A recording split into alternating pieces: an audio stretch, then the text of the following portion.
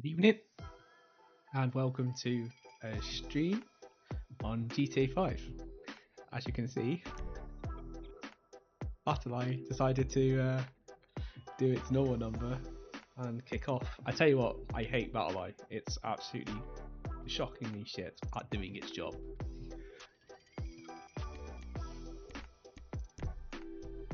See if we can get back in the game without it kicking again.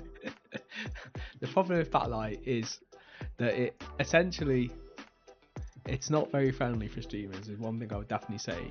It's obviously monitoring other things that are being run on a computer, not bearing in mind that a streamer is going to be running a lot of other things other than just the game.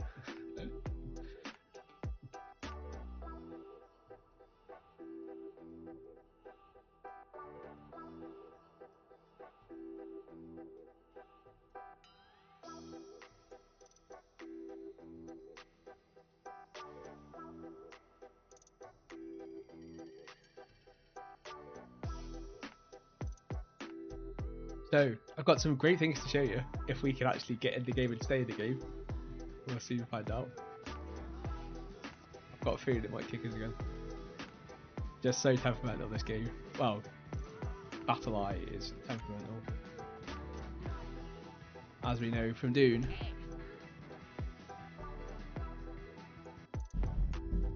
Battleye kicked. Oh, I'll tell you what, this program is absolutely shockingly shit at what it does.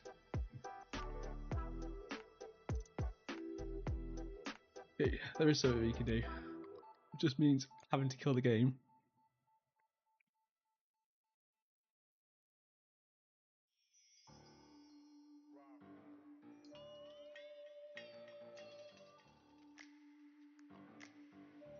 But we'll see whether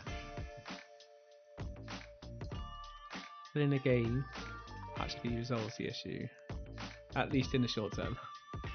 Definitely not long term fix this, because I did it literally just before the stream started, but I then had to mess around with some things for the stream, and Battleye kicked in and started kicking me again.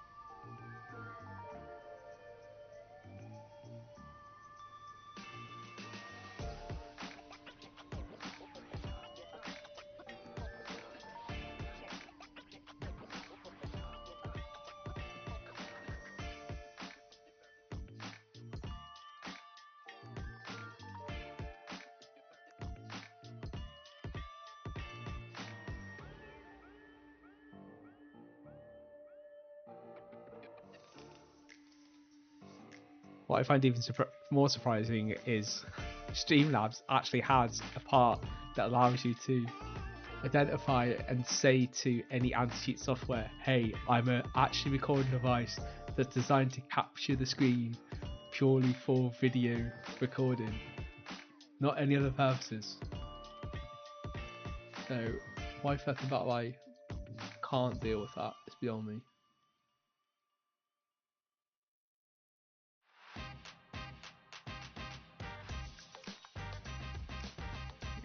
Go to all applications, and then I'm going to run a command that should delete a service,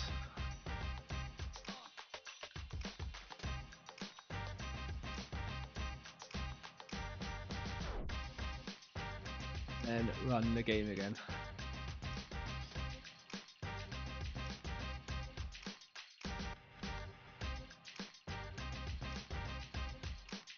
So annoying.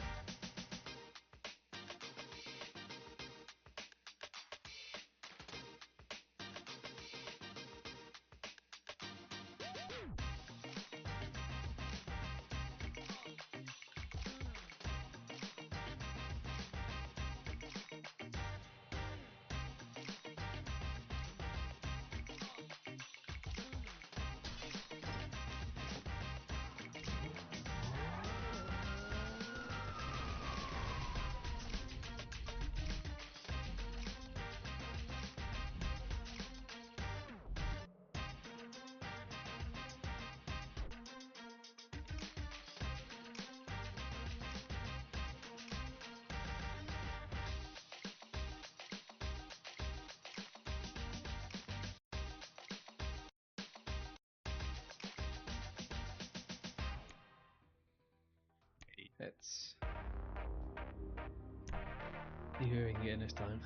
I've actually figured out those menus as well, by the way. So essentially, if you're coming into GTA 5 online for the first time, it's that bottom right. Well, for the very first time, after the very first time, goes that very bottom corner, and that free mode is essentially the one that just takes you into the game without having to do anything.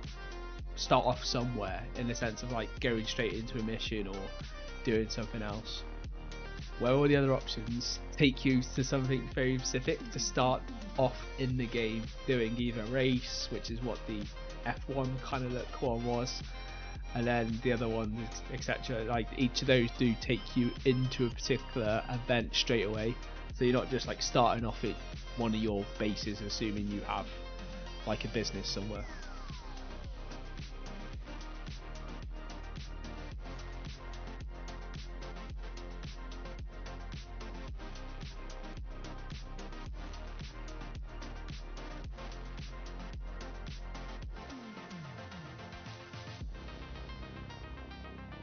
Okay, let's see whether we can get outside, because normally it'll just chuck us out if...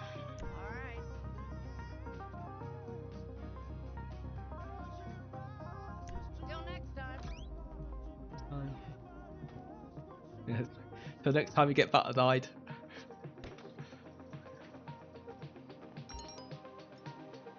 Okay. Need to be full.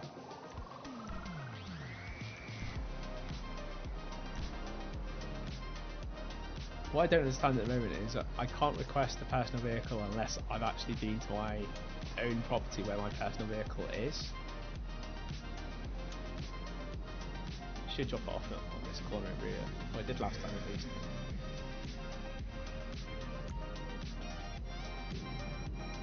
Let's drop it somewhere else. It does seem to have dropped it somewhere else. Fuck's sakes. Last time it dropped it on the corner over there somewhere. It's literally further away. I'm so sorry. Are you hurt?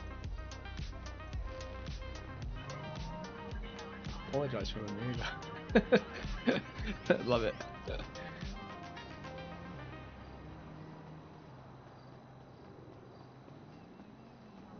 Hey! Hey!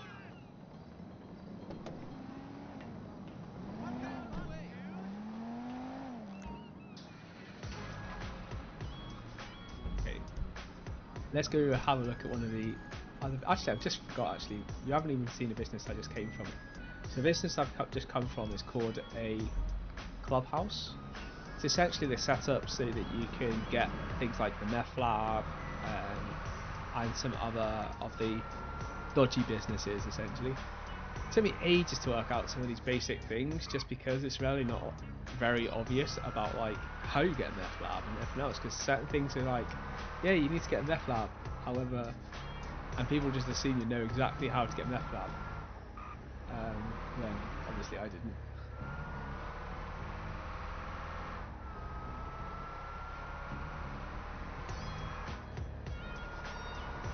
But I am starting to get the hang of it to a certain degree, where things kind of are and stuff. But one thing I do have, so the business we're going to now is a hangar, which allows us to buy illicit goods from like either air or land shipments.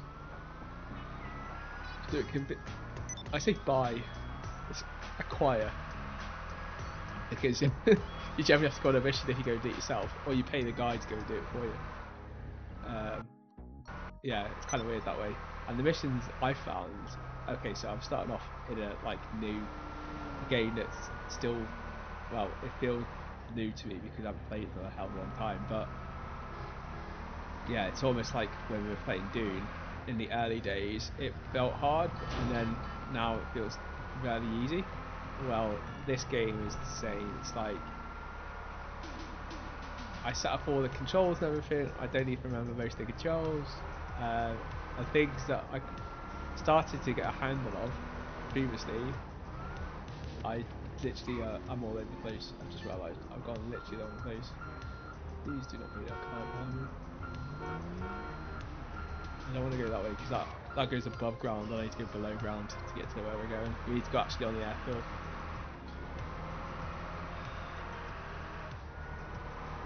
I always get caught out by that, and I'm not going all the way around just to come back onto this road again.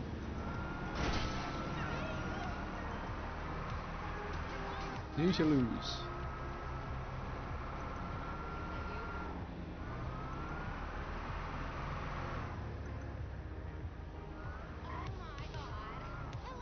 Just head through this way. Never took this vehicle there, so that corner I see is quite hard in a normal vehicle to ride a truck. It's pretty much what this is. This is our Terabyte, which is pretty much bulletproof. Well, it is bulletproof. It's also like rocket proof in the fact that it can eat about 36 rockets, I think I've been told. I'm not sure how true that is, but I'm sure if that's still correct and it hasn't been changed since the video I watched on it is right or not. Also, you might have also noticed that all the video quality is improved properly. I actually spent 4 hours actually trawling through a NVIDIA guide on how to set it up using their technology, because when you have a graphics card like I do, the 4090, there's a chip that's on the graphics card that's dead for doing video capture or encoding. So I did a load of research into finding out how you set it up properly from the masters, the people who created the chip, who tell you how to set it up and why all the settings are the way they are and how you adjust those settings. So I've watched so many like YouTube videos on how you're supposed to set it up, but no one actually explains the detail, whether or not because they've not read the manual, but no one actually explains why things are done in certain ways and why things are certain numbers or values. So I spent hours reading through everything and reading all the details to understand exactly how it all works so that I could set it up properly. I set it up, I haven't read the manual, based on a load of recommendations based on things I'm aware of on my hardware against exactly what I'm trying to achieve and the type of games I'm playing, because all of that makes a difference with the settings that you set in it. And basically, a long story short, we now have a completely perfect almost screen that you see exactly what I see, which I'd noticed up until now it was always different. And I have tested it to make sure, and for the tests I did offline, it was recording right. I'm hoping that translates well to when I check back later the YouTube and Twitch videos, and hopefully you are seeing the true picture rather than what turned very blocky when it went to high movement and stuff. So we can pay this guy. I think I have enough money to do that. Looking into it, Cap. And essentially he'll go and source my stuff, because when you do these missions yourself, in order to get these goods, which I did get this, so I've done one mission to get this, but everything else we've got in here is stuff that I've got that guy to go and source, because it's painful. Like, I did a mission and yeah, let's just say out of, like, I ran 2 missions. The first one I only just failed, but I failed. The second one I grasped by the skin of my teeth, but managed to get it just about. The problem is you get so many griefers in the game that trying to complete it, especially during like American hours. So at the moment the game's quite quiet, but by the time the stream ends at 10 o'clock, the Americans will start coming on in more and more numbers, and the server just fills up with griefers, and seriously people just going around just trying to find any target. They'll even just sit off in places just sniping you. It's like, I got caught trying to get across this airfield, and some person just like found it fun to try and snipe me as I'm trying to go across. I'm just like, Christ's sakes, please. It's just so annoying. So it is an online game. It is meant for this, but yeah, when you're just trying to do things, it makes it very hard. We can go do a mission. I can show you what it's like. An organisation. And this is the one thing I find really annoying. Every time you relog back on, you have to reset. You have to re-register yourself as a business owner.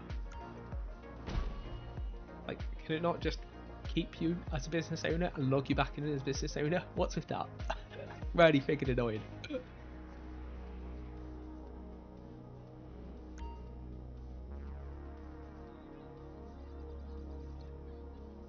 Okay, so these are our goods. You can see here, this is the line of like what you can get.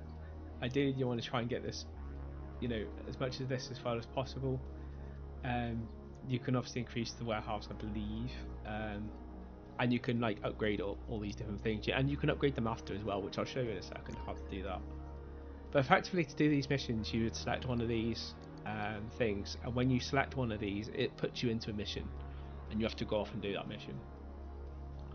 So let's go do something we haven't got something of. I don't think we've got any counterfeit goods, but I'm not sure how much that's. Might do some narcotics, why not? And I'm doing land because I did air and I got put in a helicopter and I found it an absolute nightmare. Hey, so I was thinking, it's been a while since we asserted our dominance in the world of air freight. I say it's time we sent a message to the competition. We're gonna break into a hideout, steal some stuff, and make it very clear who's at the top of the pyramid. Us. Well, you, but I'm like one step down. Expect to be killed. About them anyway.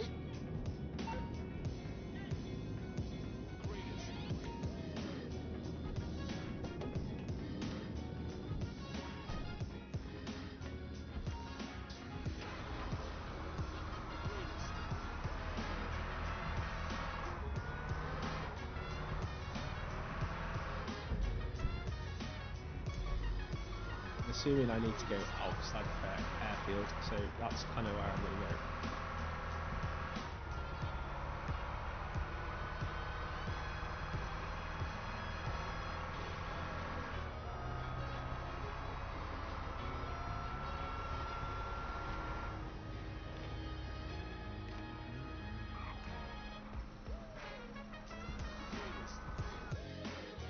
Oh, battle eye. Why? Why, you absolute asshole. I'm going to stop playing any game that has battle eye on it.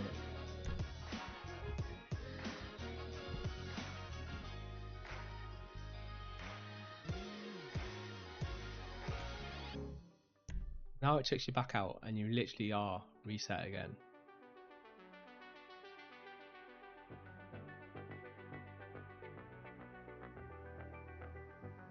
I'm tempted just to hack battle eye.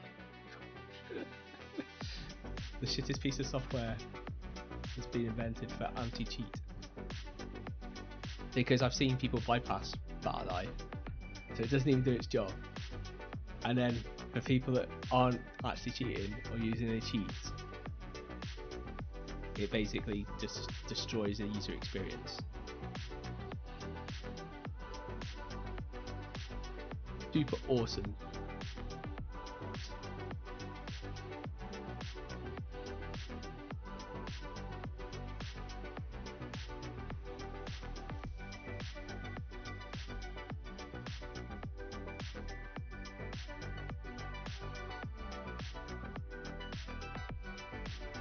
I expect this to kick us back out because it'll probably have another fit now until we try and reset it again. That's one thing I've noticed. It's very shit and does that every time now.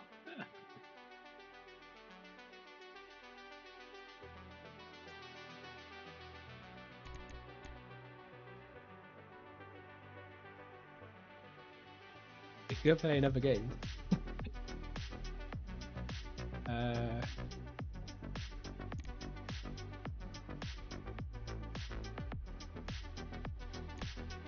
I really don't understand why it's so fucking bad.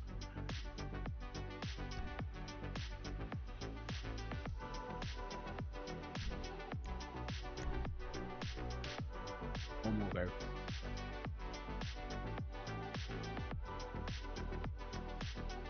If we actually manage to stay in there, I might actually just show you around where we actually are. So we're obviously in the clubhouse, which so like the clubhouse is very much like when I set up any of the other businesses. I will set them up, I will buy them, but I will set them up as literally bare shells until a point where I'm actually starting to do something with the business, or I might be there for a while, and I'll do it up a little bit maybe. So with the nightclub now, I actually have done a few things to it. I've improved the lights, changed the name, and changed the decor. But I haven't got dancers, and I don't have smoke.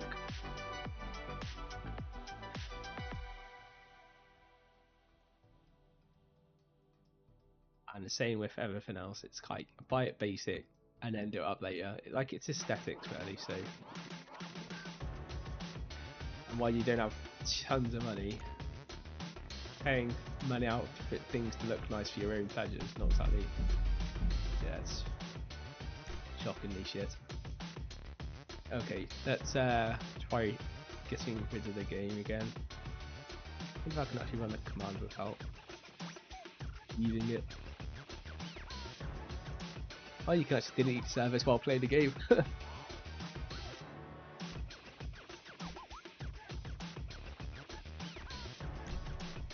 what happens now.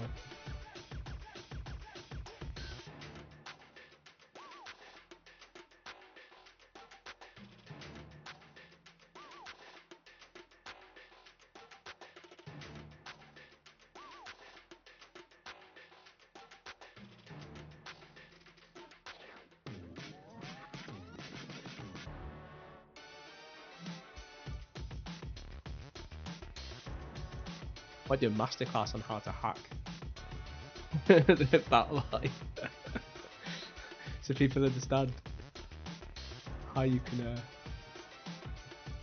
bypass it.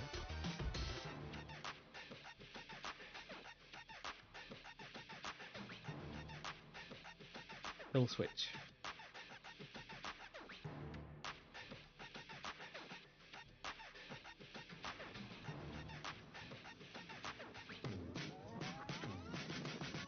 I didn't want to move. Wait. Oh, kick me.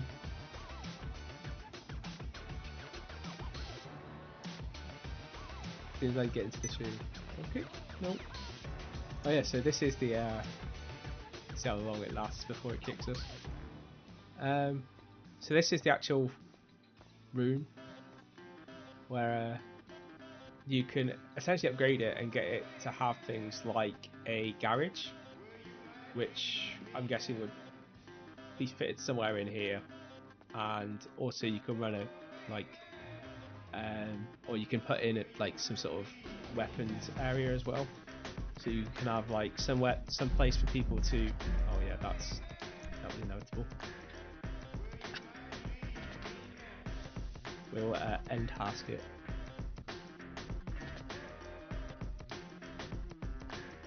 Well, today's stream could be a fast run stream because we can't run the game.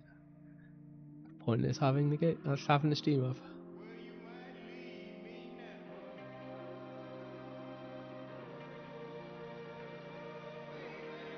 Task manager shows in task manager. That's not right.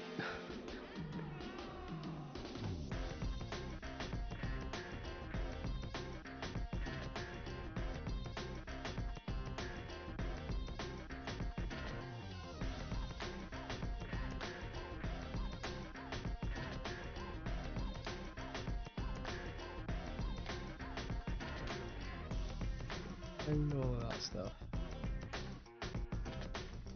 Last time I did it while the game was running. So essentially what I'm doing is specified server does not exist. Okay. So essentially what I'm doing is I'm actually running a command that this isn't a hack. This essentially just deletes battle eyes so that you can essentially rerun the game, and it reinstalls it essentially.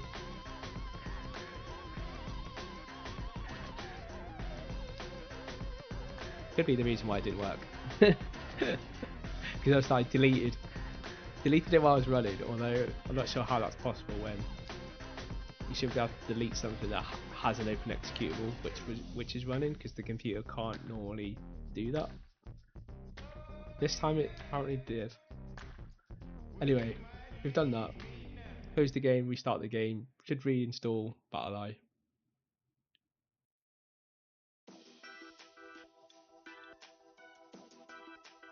Yes, there's BattlEye launcher saying it wants to start.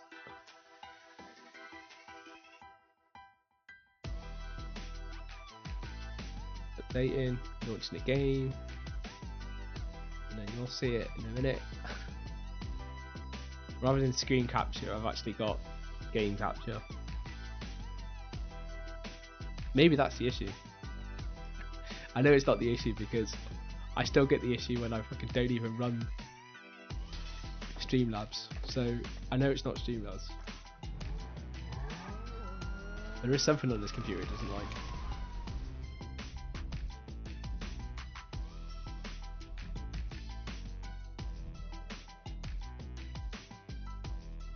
It could be Discord, I've been told in the past. Try running. But I find that fucking stupid. If it is Discord, how shit would that be? Communication tool, right? Why would you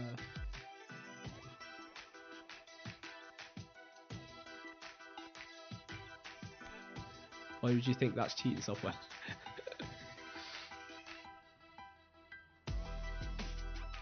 Just before I start that back up,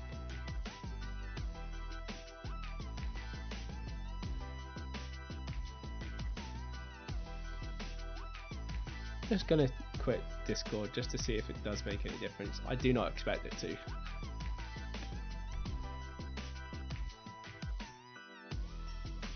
But someone did mention it on one of the Dune Awakening forums and mentioned that if you disable Discord, that it can help stop the issue from happening. I think the theory behind it is obviously BattlEye is trying to look for things that are putting overlays onto the game, and Discord does have, even though I've disabled it, but I still find it does it anyway, it does have the ability to add an overlay into game. So when you go into the game, it gives you the option to start streaming it, which means it puts an overlay that goes on the executable in the same way as what Steam does. Now, it shouldn't, and I'm sure BattlEye, if it's made well enough, should see it, but also know that, well, it's Discord. But to be fair, that would be more consistent than Streamlabs, because I always have Discord running, but I don't always have like Streamlabs running, so it could be a thing. If it is, then I'll just have to maybe get rid of it off my computer.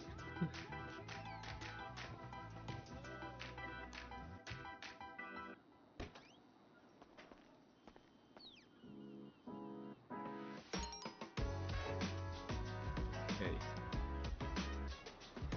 What's really annoying is this literally has reset us back to where we were when you originally came. So it always feels like if we started the whole game like 3 or 4 times in exactly the same place.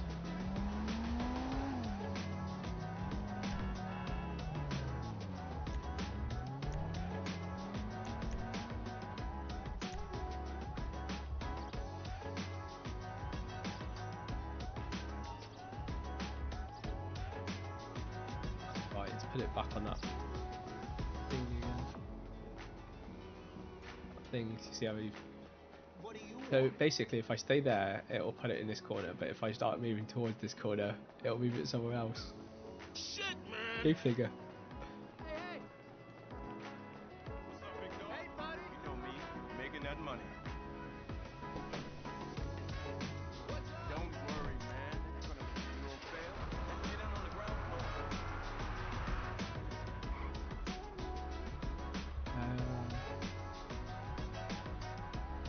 let's go. Tell you what we'll do, we'll go to the club because we can always do one of the popularity missions. And you can see the upgrades that I did to the club. I tried to put all my businesses close to each other as well, so I bought that particular business where it is, even though it's not the cheapest one. I did it because it's close to where the nightclub is, which is also close to where the warehouse and the airport is. So I've tried to do it so like you're not going miles between everything. Which when you're trying to do this heavily for efficiency, I thought it was just about to kill percent. The game just literally uncharacteristically paused itself.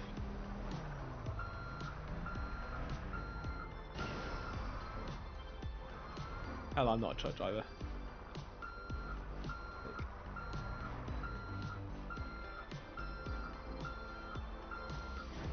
I'm glad it's not trader as well. God, that'd be.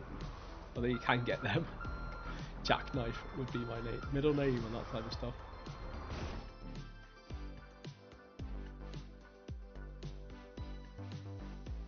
If you wonder why I didn't get out, it's like this will actually park in there because it actually is part of the nightclub.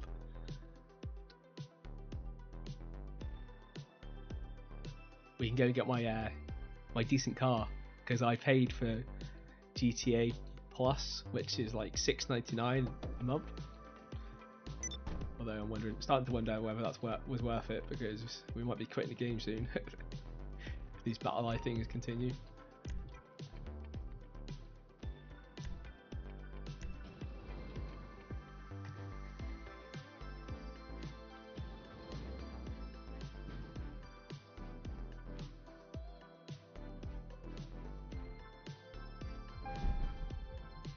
Bent over, not enough players in a second.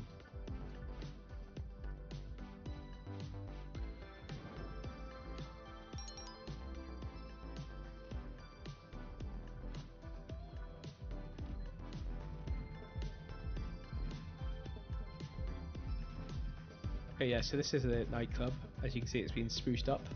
It's no longer plain walls. We've put what is actually the top package, the most expensive package in here. As I was doing that, I managed to get the best.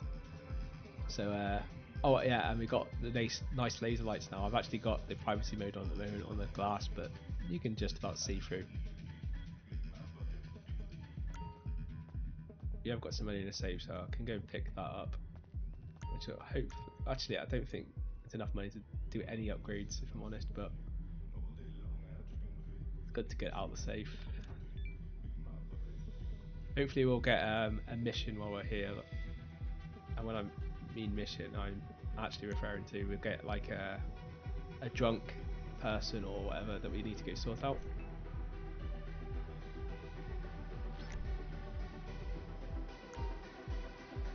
You know, if I just got the money.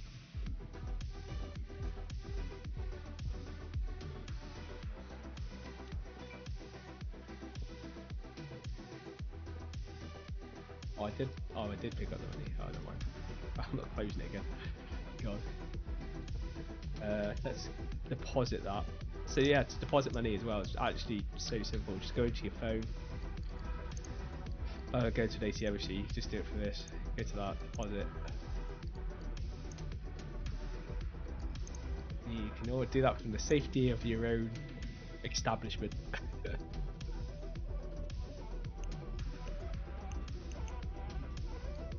Yeah, to upgrade your properties as well. If you go to the actual Maze Bank foreclosures and then enter site, here's where you can see all the facilities that are available.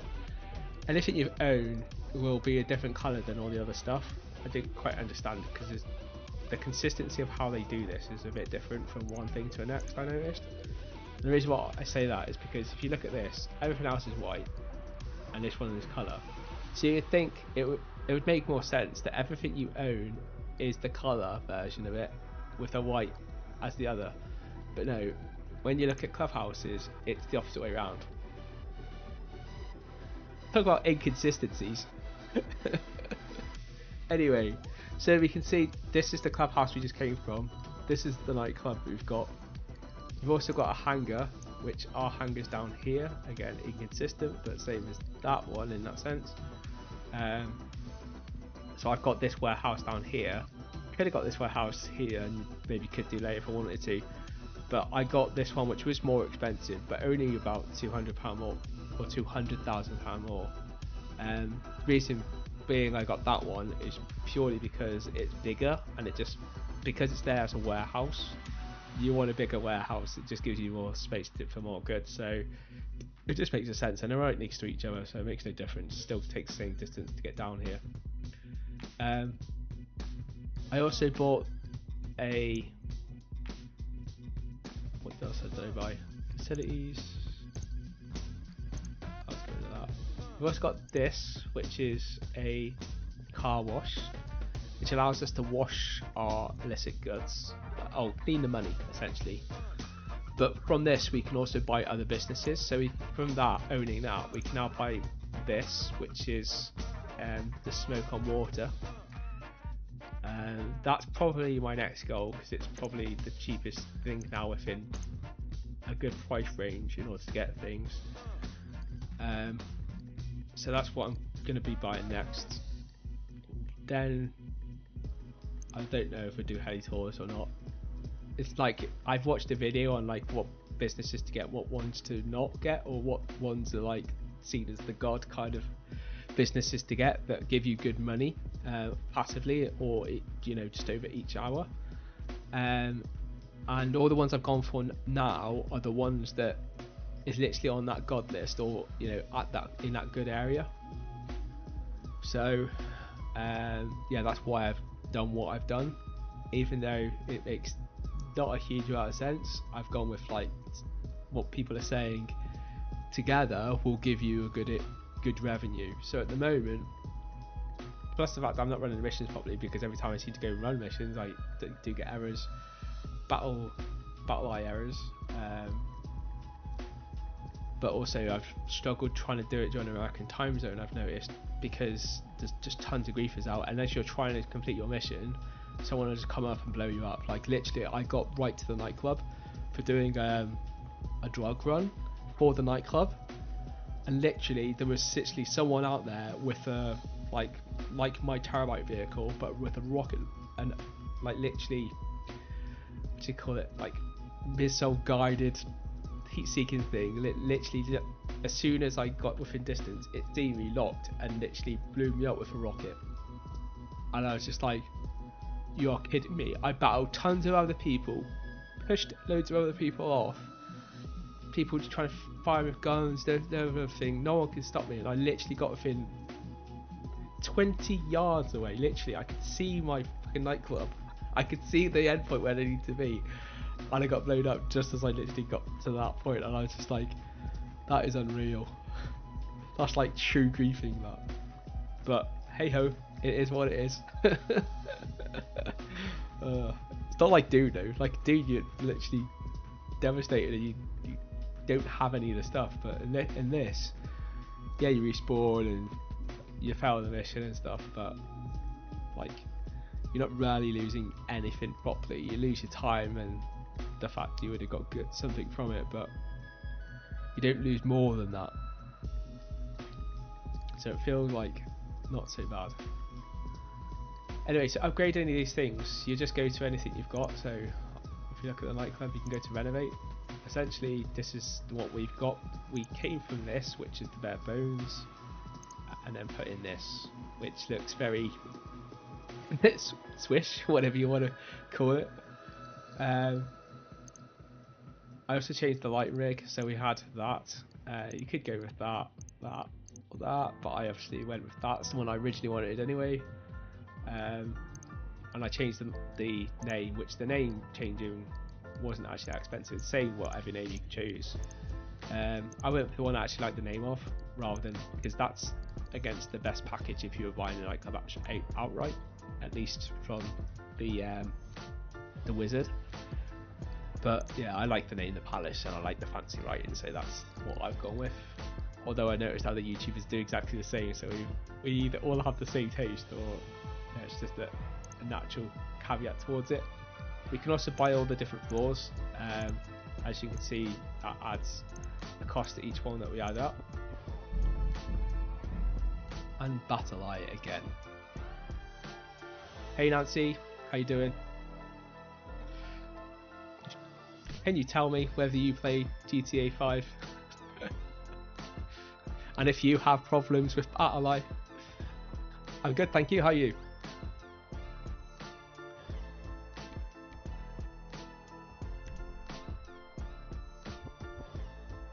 We're gonna get chucked back to the clubhouse now because that's where my spawn point is.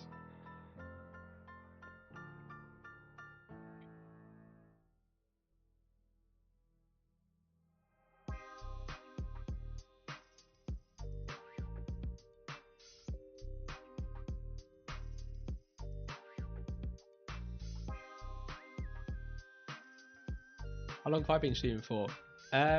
Game streaming, probably a few months. But I have been streaming. So I started off streaming GTA 5, but the story mode, in a way of trying to learn the backstory and stuff like that. And for the last 2 months, I've been playing Dune Awakening, but Dune Awakening's got to a point where it's become unplayable, because there's actually quite a lot of bugs in it at the moment, which have been introduced actually since the game's come out. So the game had less bugs in it when it first came out than it has right now. But also I was getting tons of problems with this fucker called Battle Eye, which seems to be the worst software that's anti-cheat, that doesn't stop anti-cheating, because I've seen tons of people bypass it and accidentally show their stream with the cheats on, or actually some people have actually done it purposely with the actual cheats on it. But for a person who's just generally trying to play the game, wow.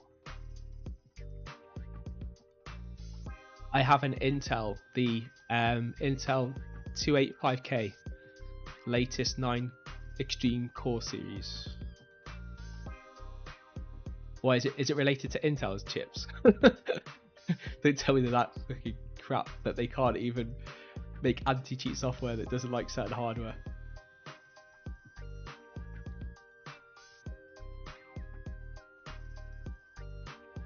Do you play GTA 5?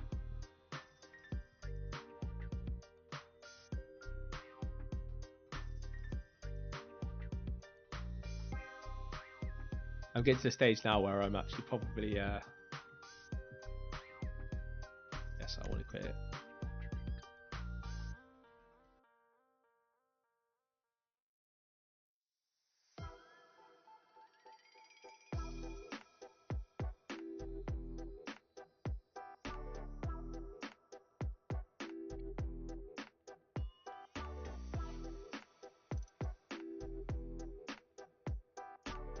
Okay, let's run the command again to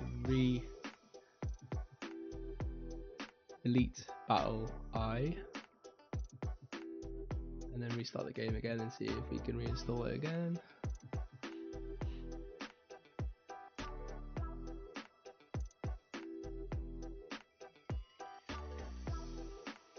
I have a NVIDIA GTX 4090 overclock edition.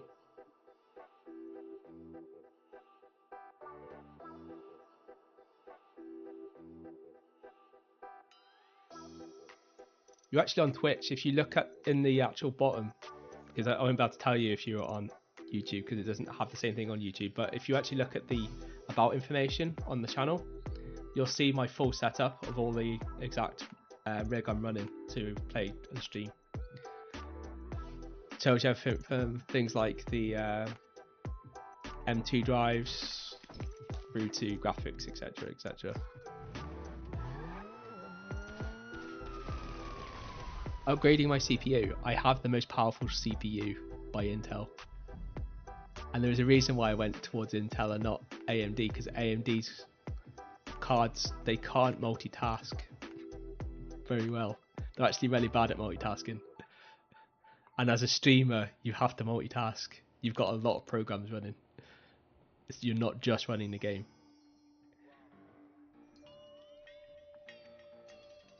I play Eve Online, Dawn Awakening, GTA 5. I don't know. There's like tons and tons of games. There's games I play regularly, and then there's games I might just try and have a look at and stuff like that. The games I stream are the games that I'm doing for fun that are online. I'm not streaming games that are single player games, so that these are all online games I'll be streaming. But yeah, like there isn't a game out there I wouldn't try. And if it's an online game, then it becomes a possible candidate for being able to do a stream for it. I live in the UK.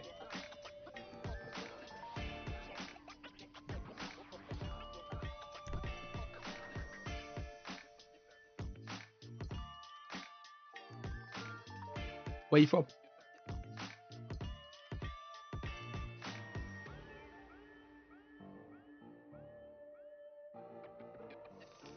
Streaming schedule, it's generally it was every weekday from 8 till 10 on a Monday, Wednesday and Friday, and it used to be Tuesday at 7 o'clock to 9 o'clock.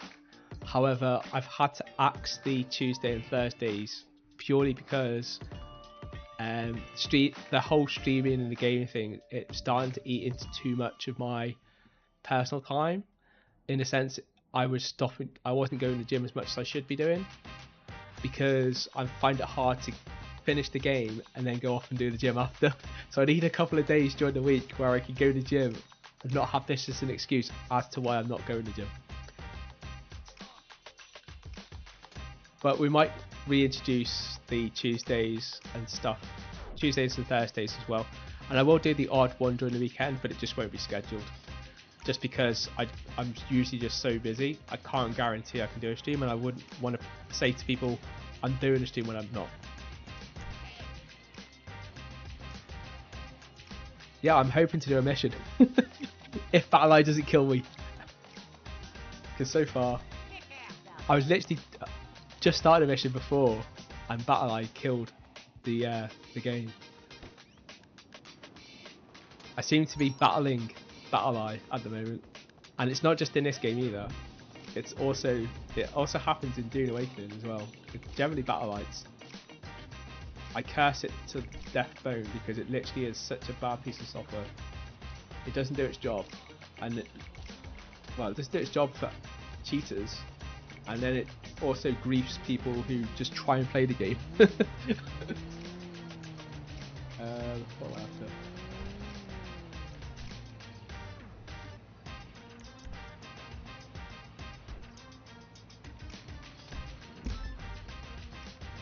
I might just I can do a mission probably.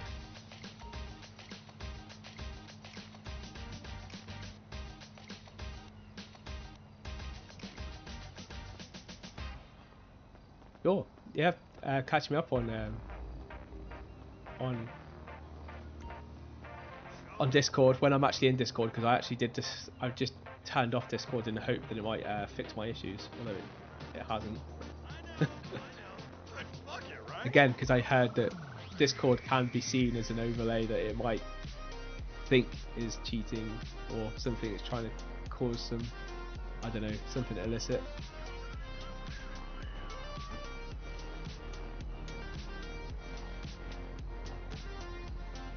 If you actually search The Real Hustler, you'll probably see me.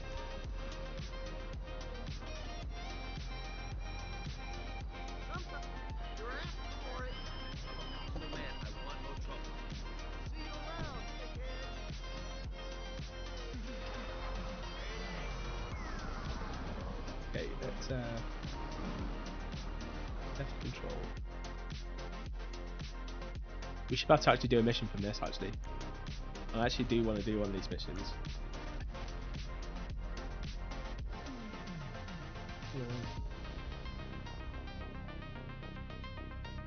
Computer's unavailable. Oh, for Christ's sakes. Too many other VIPs.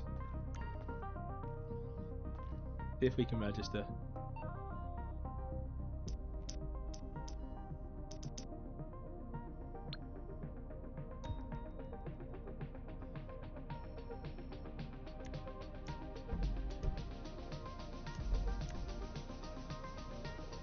Registered as a boss.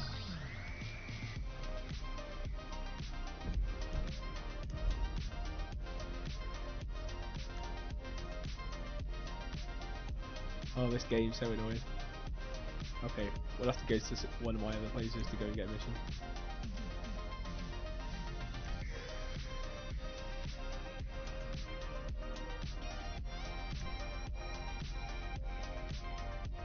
Oh, the cab's the wrong way. For some reason I thought the cab was that way. Okay. The nightclub's just around the corner.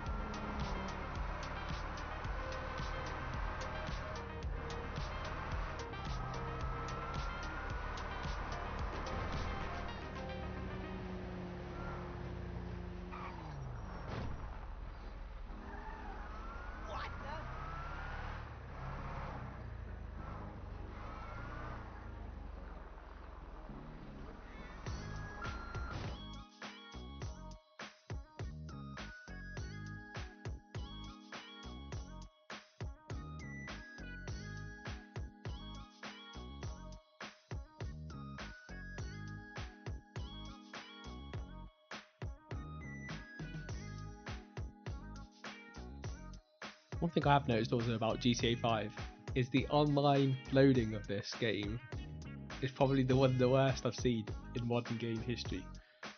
Although to be fair, it's not that modern because it was, well, in 2012, at least originally, although it wasn't on the PC, so you'd have thought they'd fixed it for PCs.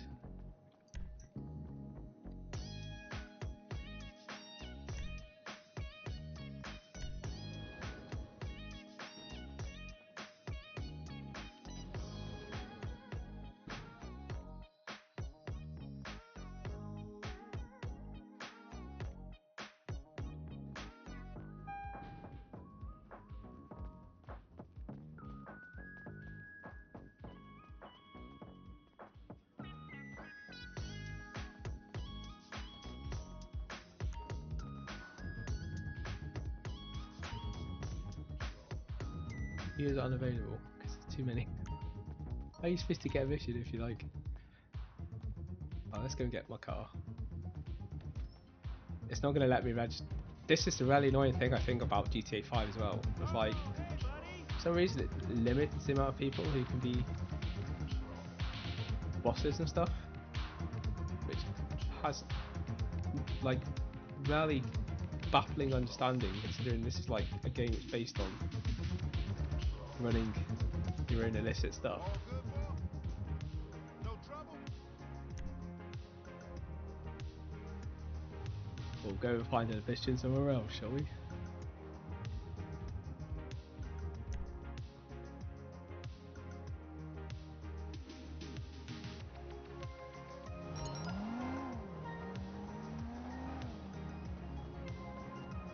Okay, my apartment's just up here. We can go get my decent car. And then go find a mission that's around somewhere.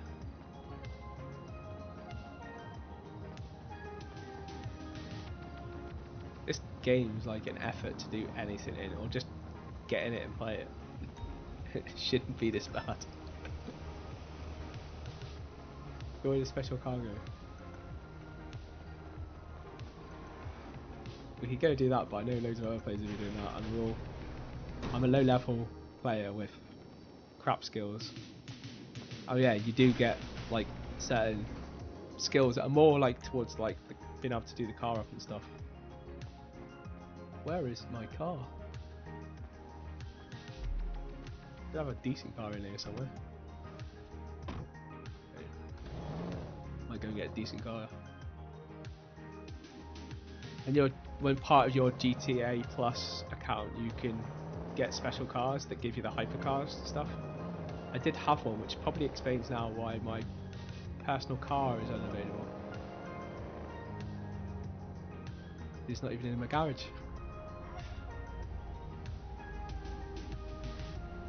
Let's have a look on the map. Fitness is the time trial. Go do that. No idea what it is. Never done it. Nice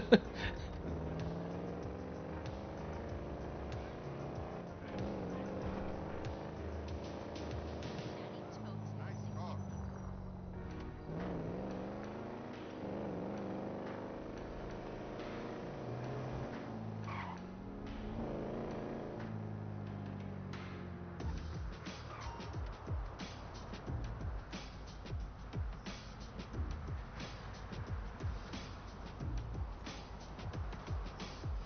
Oh, you would pick one that you need a special vehicle for or something.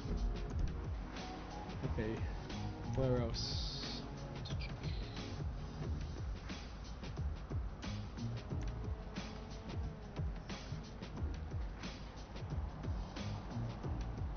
I don't really want to do these like online co-op ones because I did do a co-op one with a couple of players and they were awful. They just kept wiping every 2 seconds. What we could do is we could wait for someone else to start one and see if we can join it. See if that's still running. They might have left. We'll soon find out. Yeah, they've left.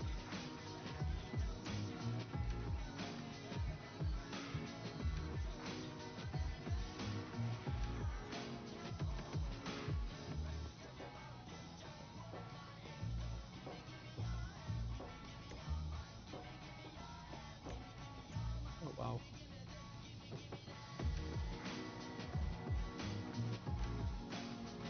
I have no idea. I hate being like the person that's running it. I'd rather just join someone else that knows what they're actually doing.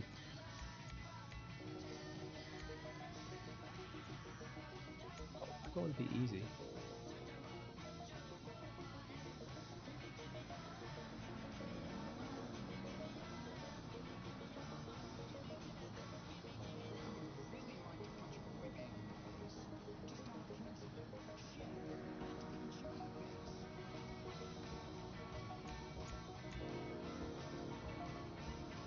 Never too fucked up to play. The booze and drugs and the electricity was all part of the terrorist FM act settings. trying to perform. Although we didn't know that we were musical terrorists at the time.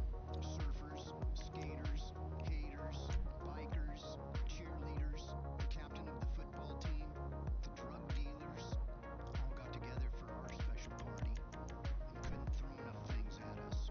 Bottles, cans, Let's do a one on our own. rocks. How hard can it be? Soon find out. F it up.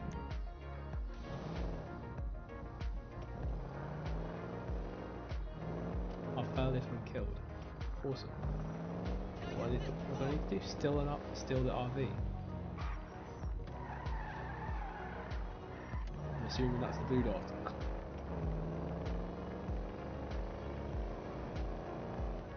Oh, this car's so slow. I'm not used to a slow car.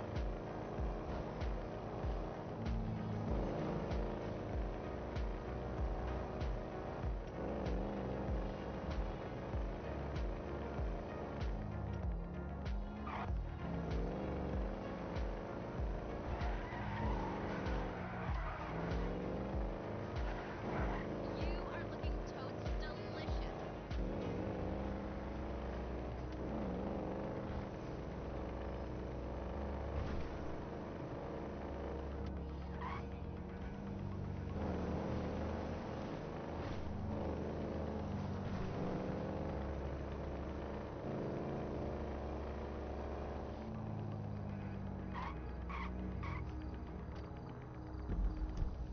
Bit check to see where it is on the map. Thing is, if it's moving, it's like it might not be moving, but oh, actually, it looks like it's stationary. Some of these missions that you do, it will track. Well, you literally have to try and track a moving vehicle. The thing is, if when you actually select on the map, I'd thought, oh no, that will just like follow that thing around. No, it actually just pins the map. So wherever you like select it is the way it will stay. So it's only really useful if you're trying to get to a certain direction. But when you get there, you then have to kind of keep rechecking that to actually where they are. because the map in that bottom left corner where I am, and you can't see it properly because I'm in the way, does not. It's not very big and it doesn't really show you very much off it. So.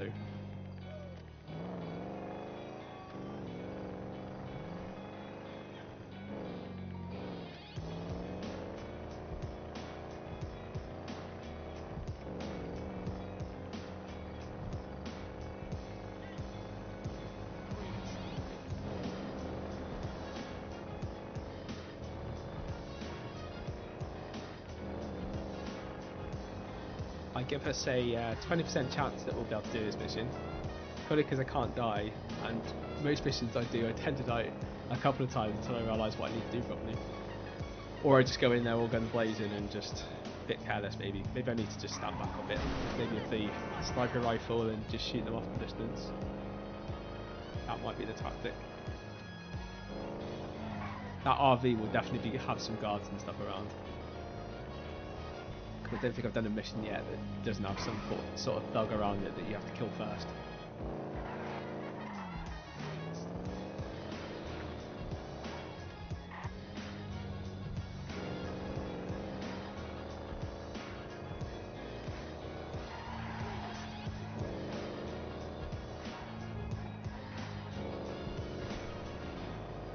The sat-nav will always pick you the shortest way, although this might be the shortest way. I'm not sure it's the fastest way.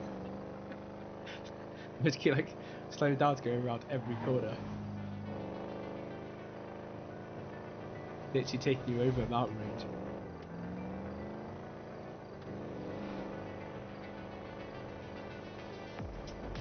To the hillbilly country.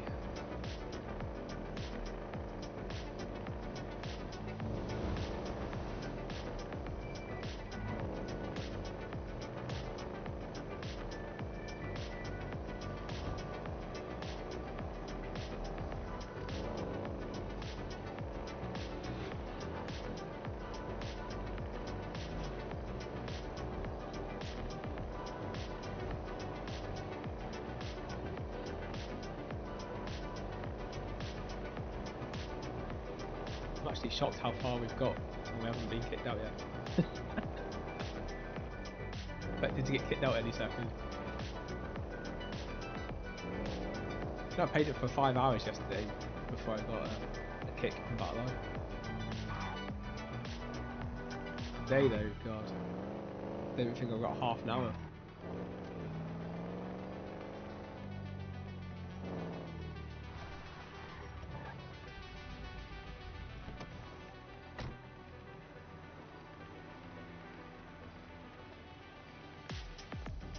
Hey, shit! I don't care, yo. You trying to get killed? You! No way! Give me a second, Don't you kill me that way! Oh shoot. My health is literally... Oh, that's what I meant. I always try and go in there a bit too fast maybe.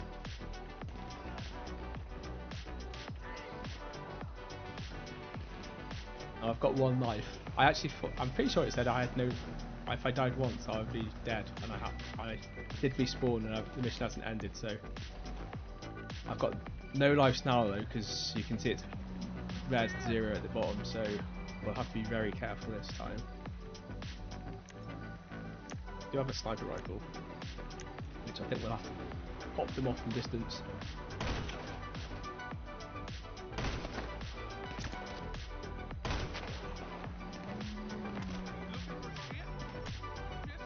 We'll get some cover. You going down? Oh no. I'm going down? No, I'm not. I'm perfectly good.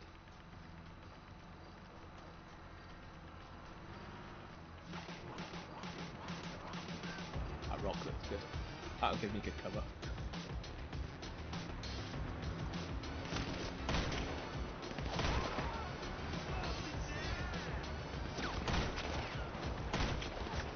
Ouch.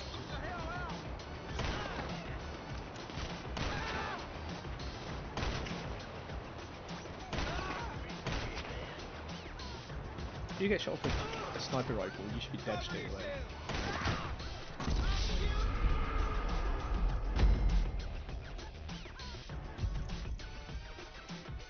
Oh, we got some money out of it, even if we failed. And some points towards our next level.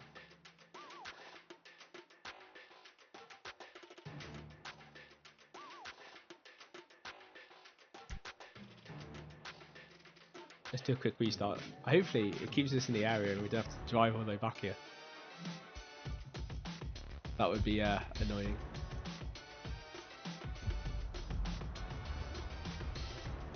Oh, we are literally still here. I love this.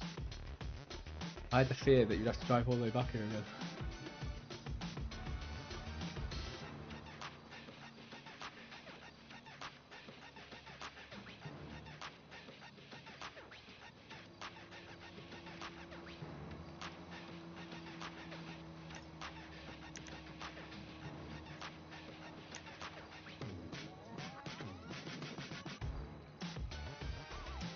There was like 4 people up there, 2 people there.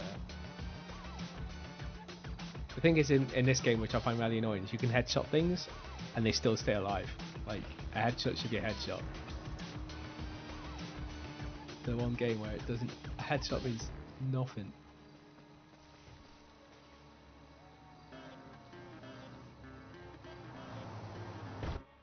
Oh no, you are kidding me. I was just about to climb that side because I thought if I could get up on there, that's a good vantage point where I can snipe them and they won't be able to shoot me very easy. Instead, Battle comes to the rescue and kills me. Out of the game.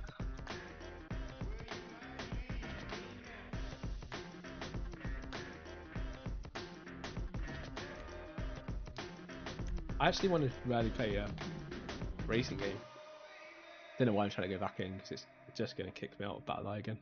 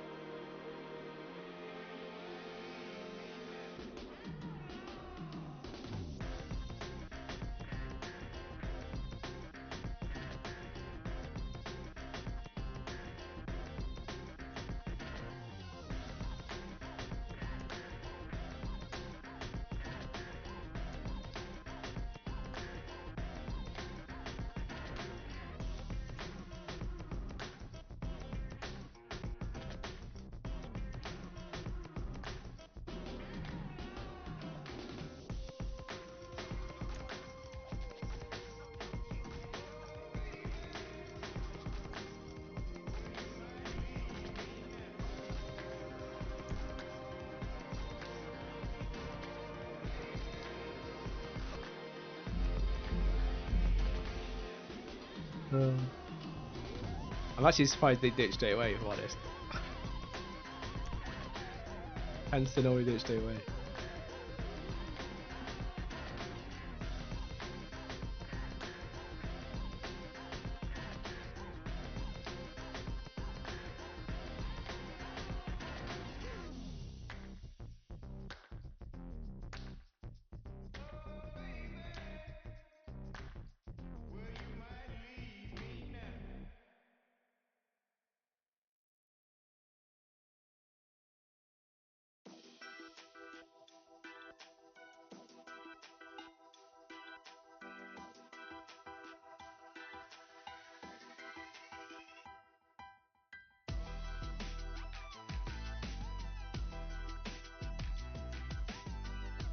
Well, this is the last attempt for today. I'm going to re-kill Battle Eye again.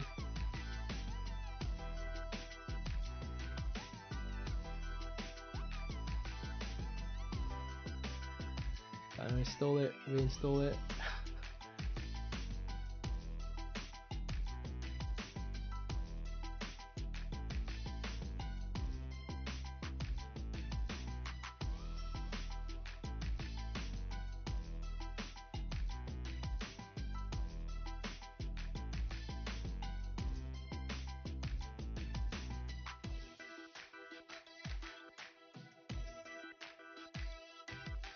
Let's stop finding games that don't have Battle Eye or require Battle Eye.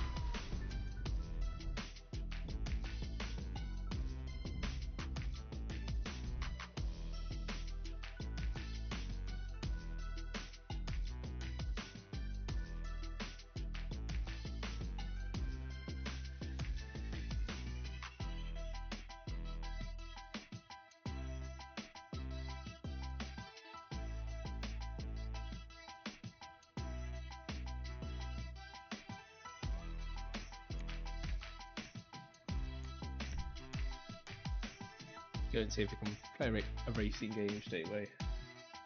And see if maybe we can get around the track without dying. So is that a lie?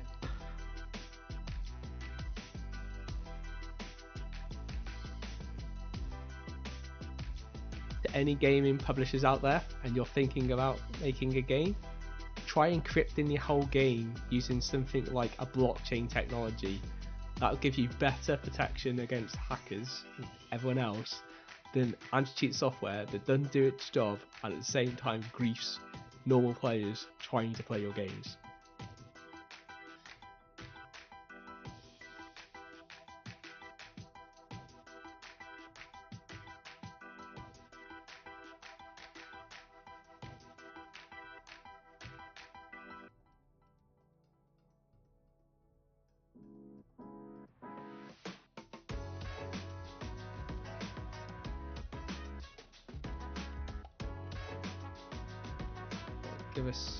Give us the game.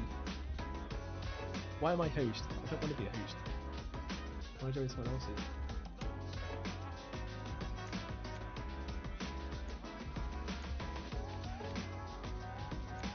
Do the maximum 15 laps.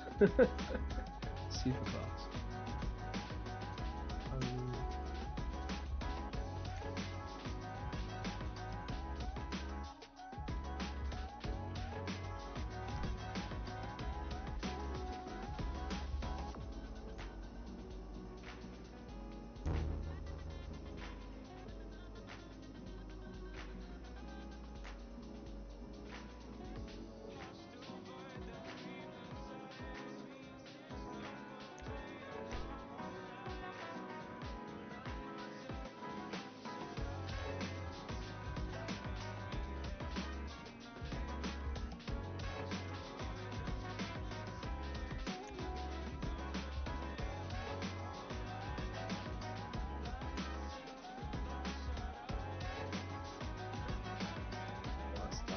Tons of people.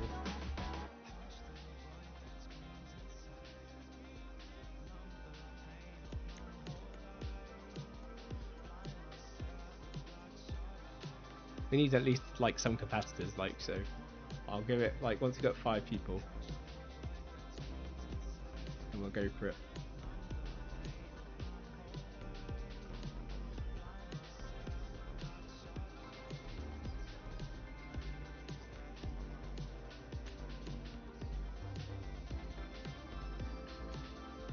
Four was actually a half decent number.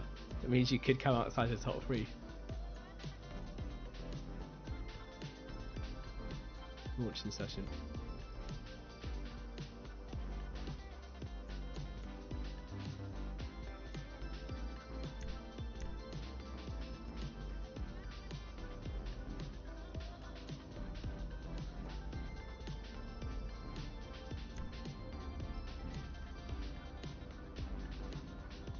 I've no idea whether you can change the vehicle, but I'd rather just like keep it as standard. Like it looks more the standard anyway. It looks like it's fast enough.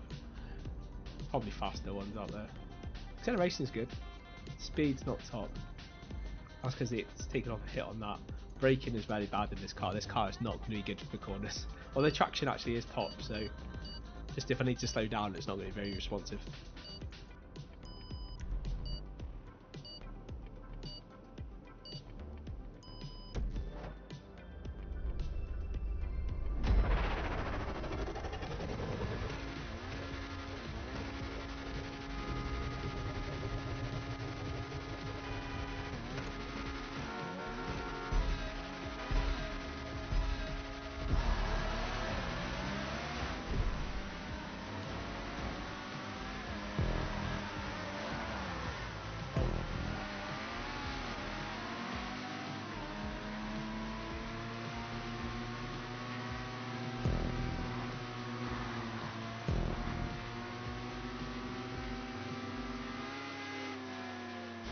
Alright, so you need to go crisscross.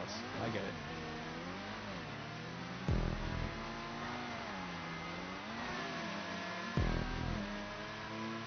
Oh well, we can come back. So it's like a figure of 8. Oh, for Christ's sakes.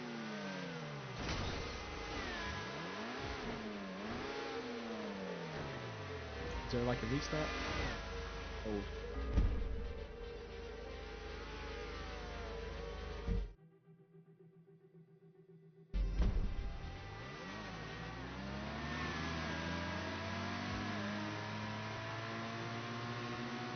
According to this, I'm shared though, so I'm not the worst.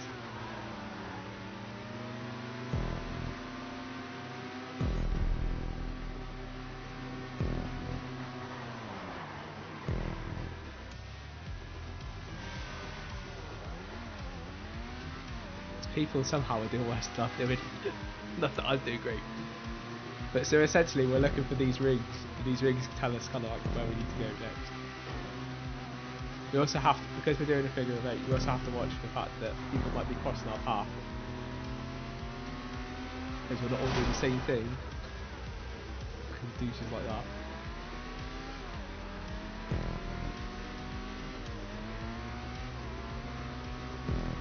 And you want to be going like a decent speed by next to it as well. So that you can use the gravity to keep you aligned.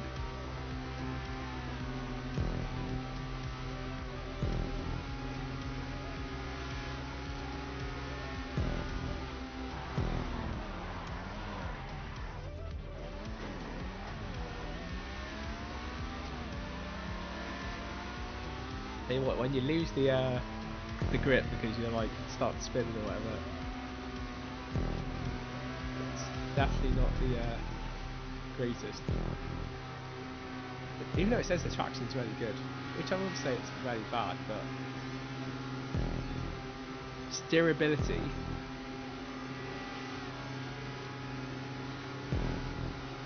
As long as you go in a straight line, you're alright. Probably American muscle cars, why? American cars are crap at anything that has a corner in it. Normally can't do very well.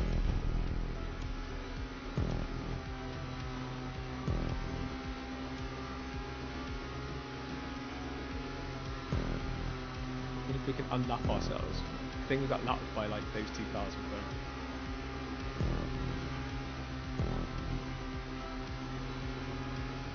And it looks like there is literally only 3 people left because everyone else left.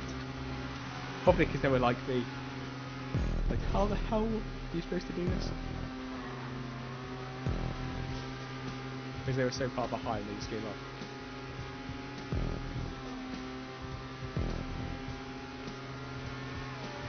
Oh, douche. They've done it on purpose. To obviously stop me catching them up. Come on, right yourself.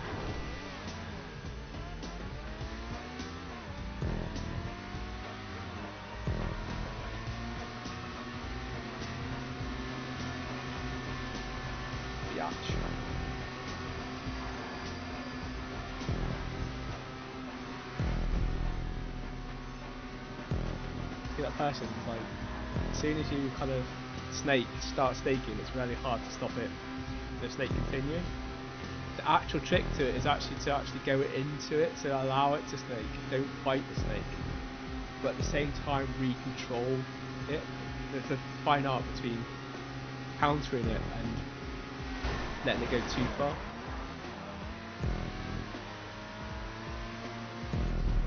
That person's just a bad driver. They're trying to cheat and they're bad at it.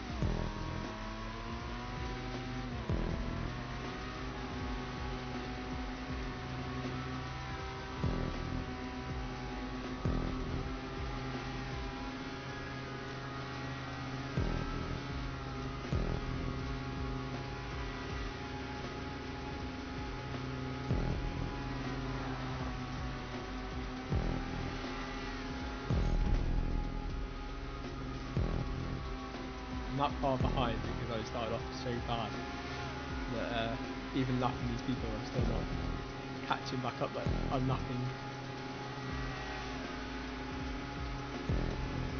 I don't know. I might catch them up before the very end.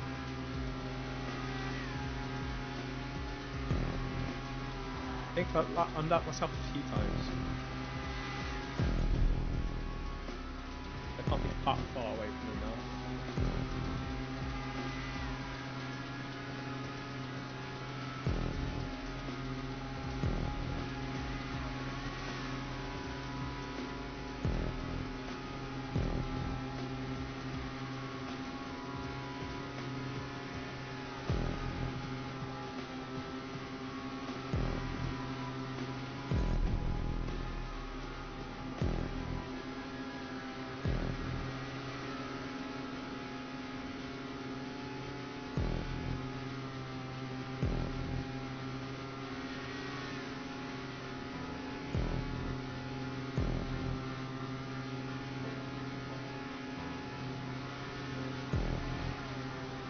Oh, I seen it change.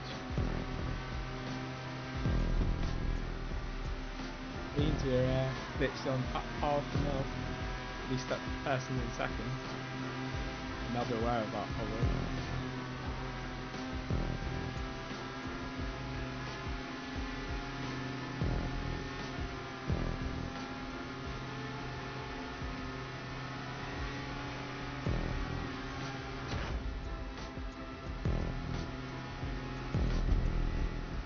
Last lap, here he goes, the last lap.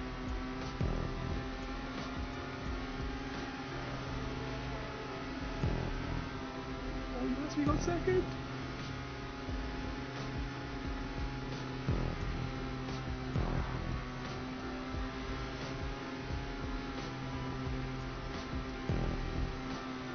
Oh, what's first?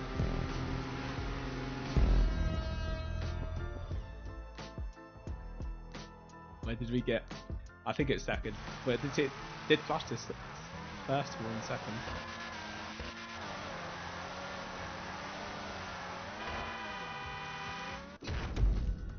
You finished second. Hey, not bad. Considered how bad we started.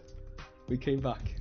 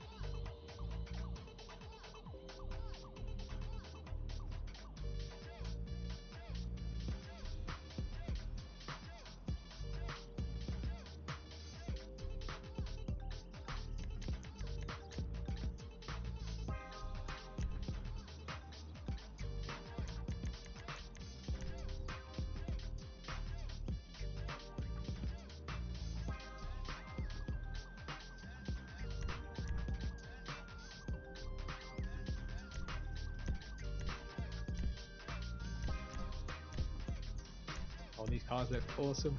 Oh yeah, that's the car. Joy to the world, still slipping Los Santos. That is the car. See that? Nah, I won't bet. I won't win.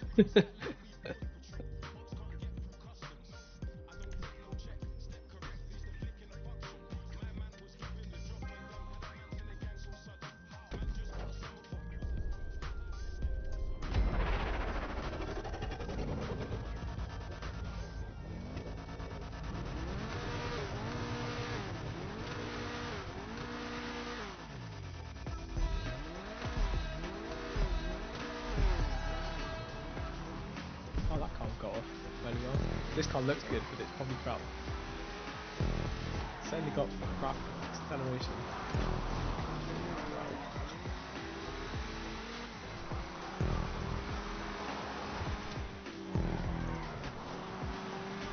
Let's see.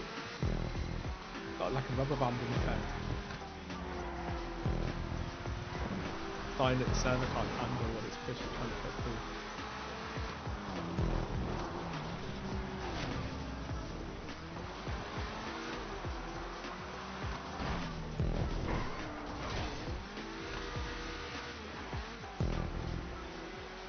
I definitely chose the wrong car. This car is just like awful.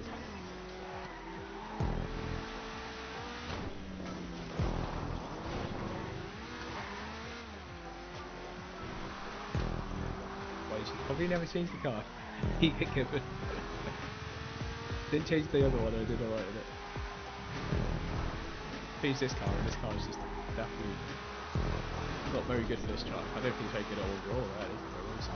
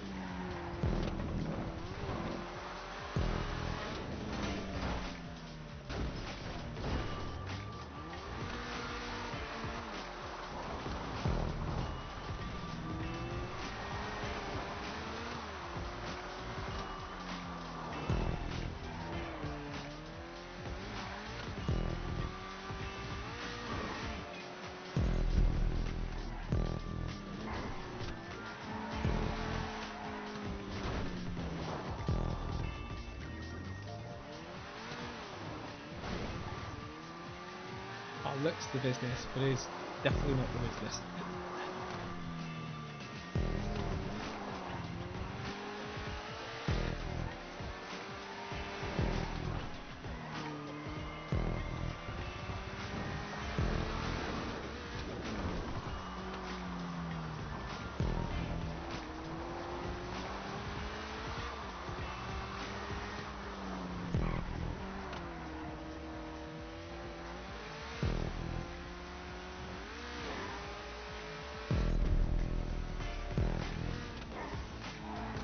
They are way ahead of me, like way ahead of me. To be fair, I can keep up with them. Their car's like fast off the mark. It seems the corner better than this car does.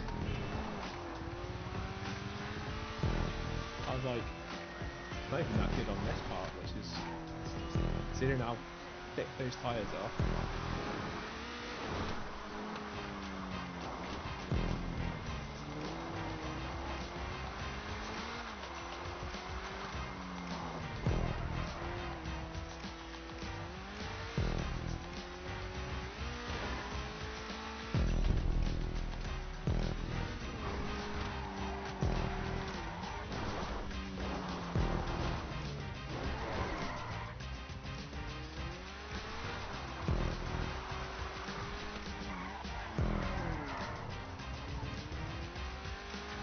Esports.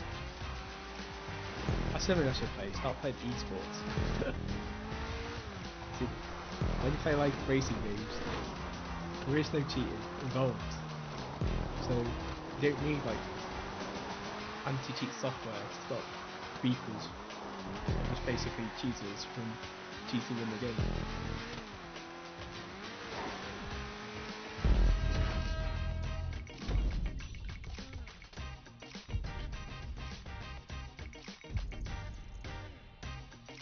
The money, not a huge amount, 14,000, but money.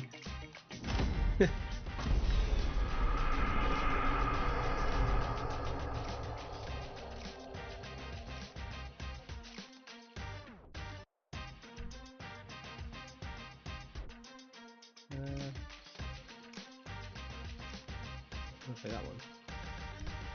Right then.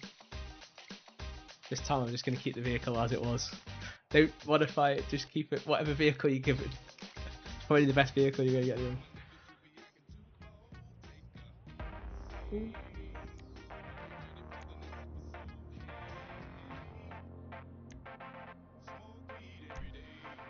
this is music from the 80s and the 90s. Back before motherfuckers lost their minds.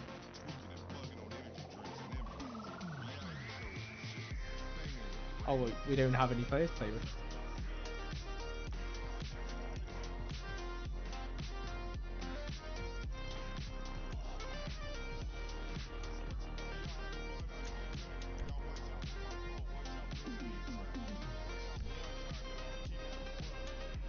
Let's come back out.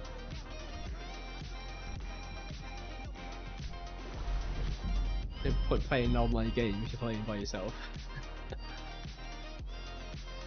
I don't mind doing a mission by myself because that's no different than a solo mission, but a racing game by yourself.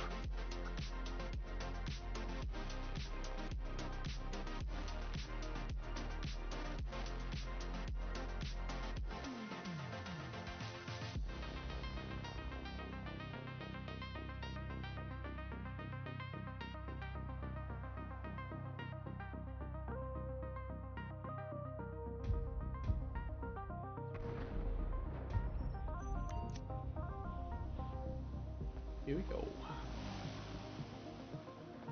I'll go and get a decent vehicle.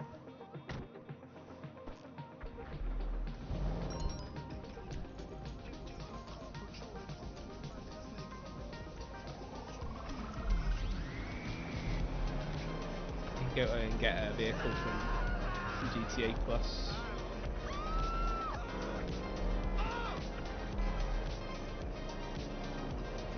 Something's going down around here.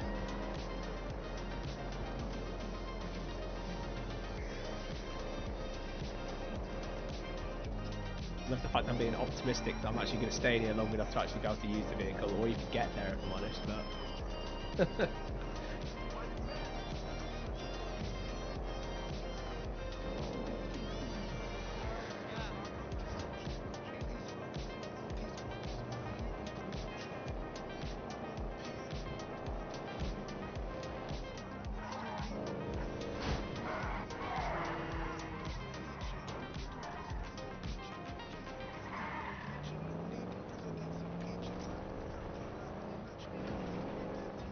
Bike? Which bike?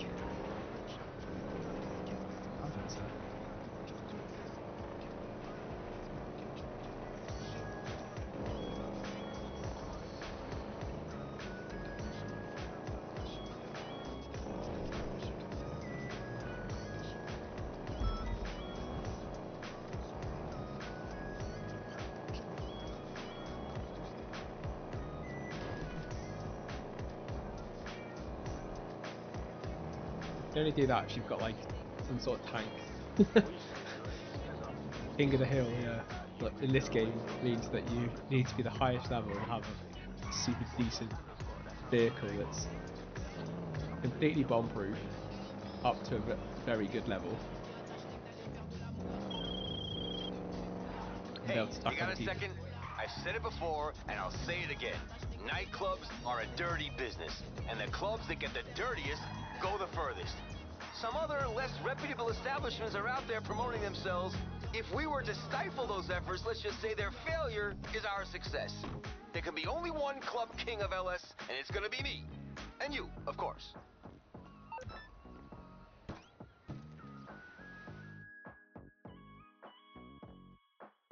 What was he rambling on about? He wants me to go do a mission, I know. So this is our vehicle. We actually have one of these, which should actually be in our lockup, but for whatever reason it's not.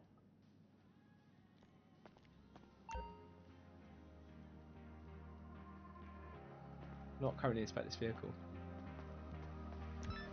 Why not? Okay, we'll take one of these then.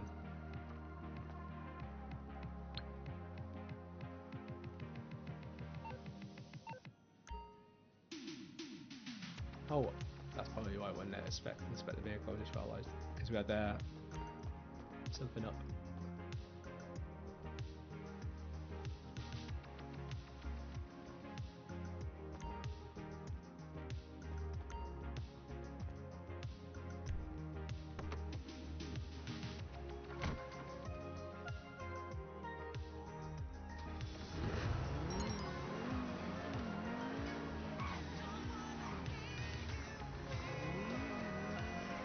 I actually do own one of these somewhere. I don't know where it is, but I do have one somewhere.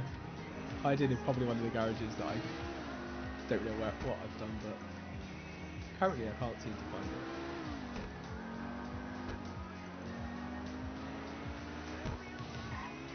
But you can come up there and get any of those vehicles at any point. You can, once a month, you get a special vehicle like this that you can get to keeps and own. But the other vehicles you could just go out and drive once, like this one I've taken away. I can just drive this away, but I won't be able to call it.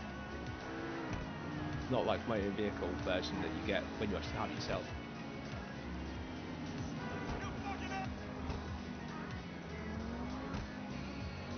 Yeah, sure, what do you actually need to understand, son?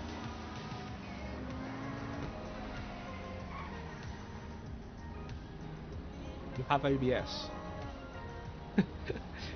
So you have OBS and you want to know how to stream.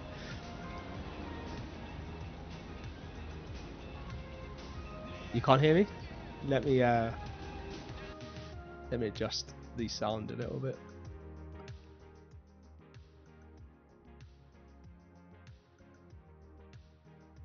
Can you hear me okay now?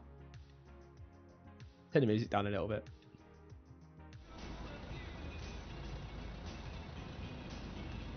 Good. So OBS is really simple software, really. I actually I do run a version of OBS, but I use a version of OBS that's called Streamlabs. The differences between the two is OBS is now it's when I first started streaming about 10 years ago, OBS itself was you had to actually pay to have a license to use the main base software, and Freelabs was a way that they put their own skin around it, put a paywall around it, but effectively in doing so it was easier for the starter to get that for free rather than having to pay the license. Then about 5 years ago or so it became free, and it was the other way round. So Streamlabs became the one where it was more expensive to use, or can be, and OBS, the base even of what I use, became completely free and you didn't have to buy a license anymore. I just haven't switched over to that one purely because I've got everything set up on Streamlabs. It's just easier for me to keep it there rather than it trying to move everything over, because I have things that are made for Streamlabs now that I've created myself and I've embedded in Streamlabs. But when you use Streamlabs, you can literally connect to things very easy, and you can have what I've got where you're on Twitch, but I've also got the exact same stream going to other sources as well.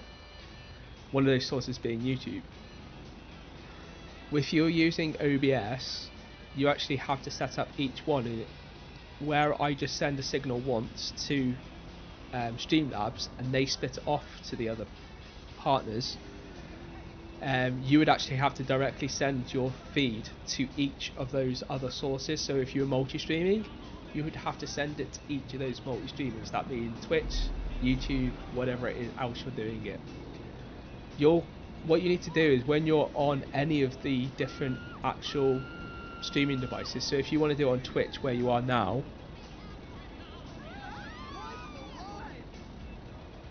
what's your channel? You should be able to check yourself. If you actually go to your channel,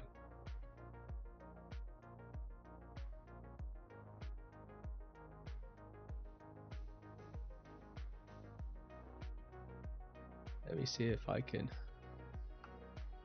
find you. Just give me a second.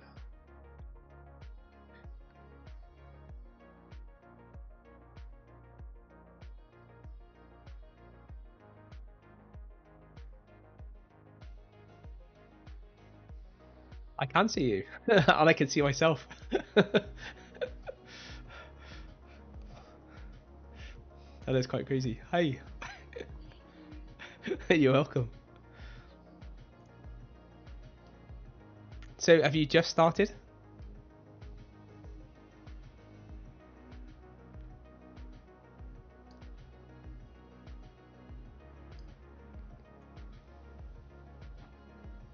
Cool. It's yeah, I wouldn't let it like overwhelm you too much. It's actually really simple once you get used to like the base concepts. I feel like someone shooting at me.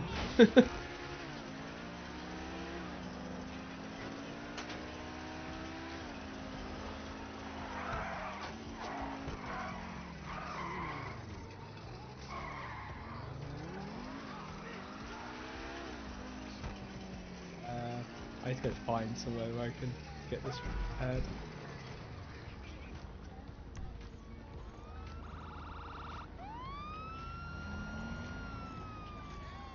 I think my nearest one is actually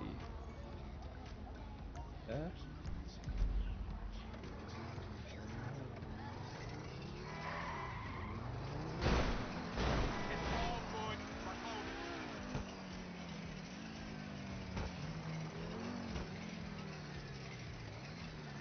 Yeah, so this is GTA 5, this game that I'm in at the moment. Although I do struggle to play it and stream it, and that's purely because there's an anti-cheat software for this game, and it doesn't really like my computer for whatever reason. Don't know why, but it doesn't like my computer. So it keeps kicking me from the game and saying BattlEye, which is the anti-cheat software they use for GTA 5, has kicked you. And I've done a lot of research into it. It's not just for this game either, it's also for another game I play as well, which is Dune Awakening. I don't know if you've ever played either of these games, but they both use it. And it's quite a popular anti-cheat software for any game that has any FPS style game. In other words, you have to point and click and shoot.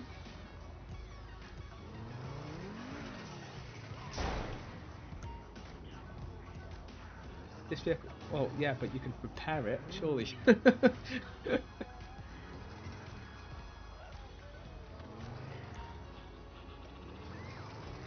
wow. Can't repair my car. So I've got a car that's got like 0 rim on it.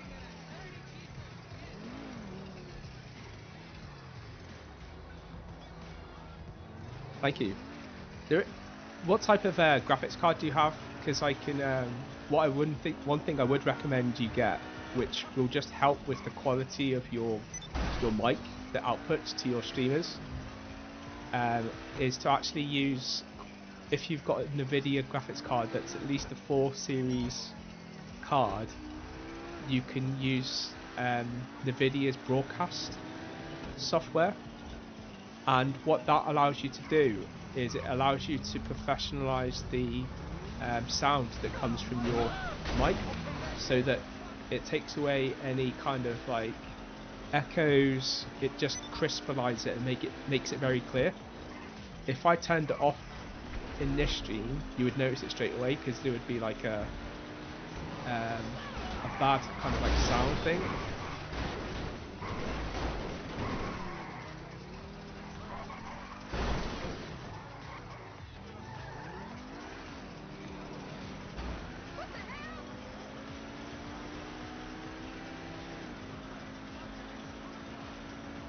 Got some car behind me trying to kill me.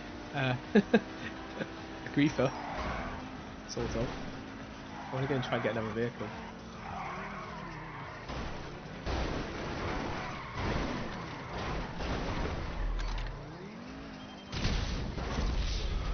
Oh, that's sweet. At least now I've died and I'm not far away. I can go get another vehicle from here.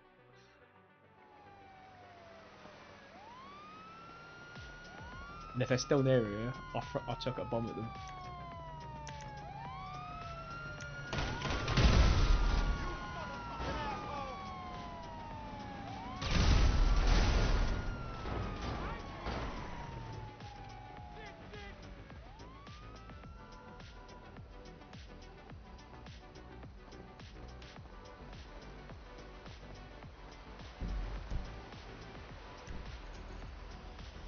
I fucked off anyway. Because that's the there. Okay, we'll have to run and go get another vehicle. I started streaming, well, originally started streaming back in 2018. But when I did my streaming back in 2018, I wasn't doing gaming, I was doing other stuff for business. So streaming it in the format I'm doing right now, I've only been doing this for 3 months.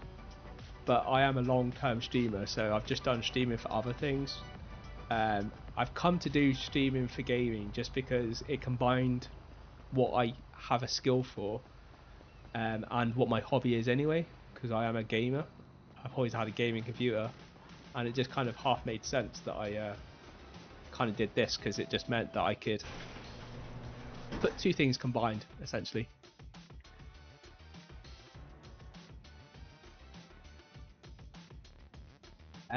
In my other business for that, yes, but so far in this, I'm not making any money, but that's purely because it takes time. Anyone will tell you that. It just takes time to get up to a level where you can start to make money on it, but you can like monetize all of both on Twitch, on any of the other platforms, and actually start making a living off it if that's what you want to do. My goal is to make a little bit of money maybe off it, but I'm not like planning to make my career off it. I'm a highly professional anyway, so I have a very good, well-paid job career, which can pay for the equipment that I have. If I get extra bonus for it, maybe that can just supplement me having to put my hand in my pocket to keep my hardware up to date. But I work as a technology lead for a fintech business. Oh my god, that guy's a dick. He's a griefer.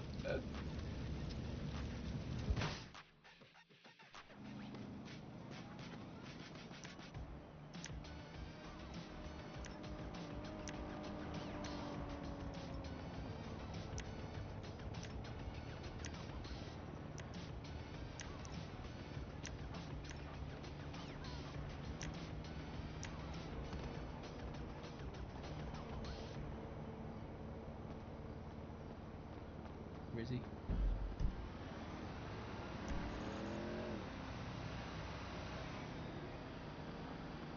Oh, he must have laid bombs on the floor.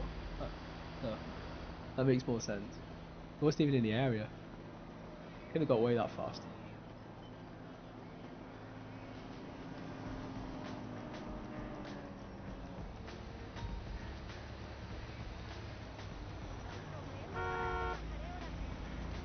Fuck me!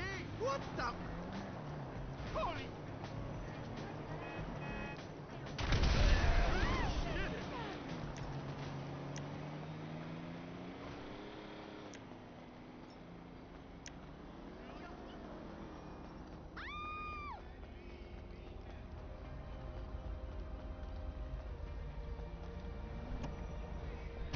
Woozy woozy. So on a daily basis, like for work, I work for a fintech based actually in London. I work fully remote, so I live in a different part of the UK, and I help the business deliver technology projects. So the main thing that we deliver as a business is an app that allows users to invest in stocks and shares and certain funds. And this isn't going to let me in because, well, I'm not supposed to be in here, but I'm going to come in here anyway.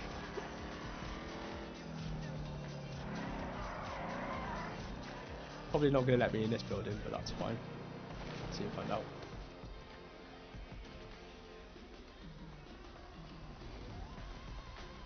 See if I can get another vehicle.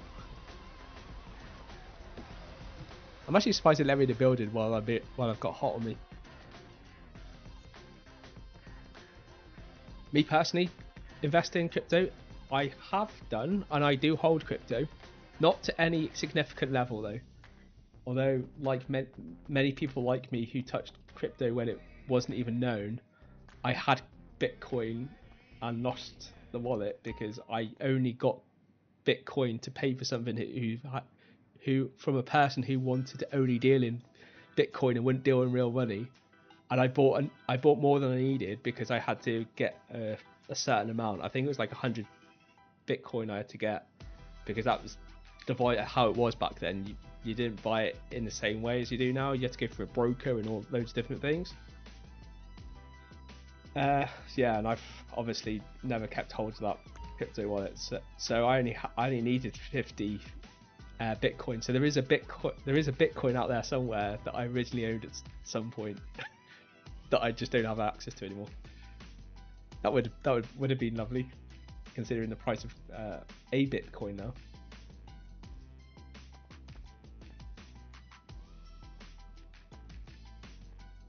What car should we get blown up in? That creeper's around.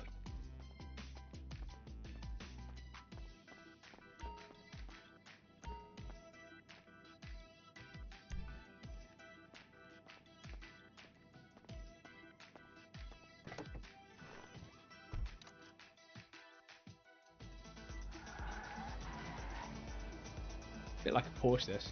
Although it's an Audi, I think, is it? Yeah, I think this is the Audi knockoff.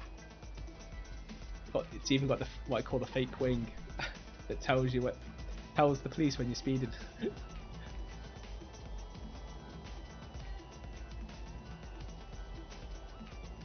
Yes, I know where Croatia is. Is that where you're from?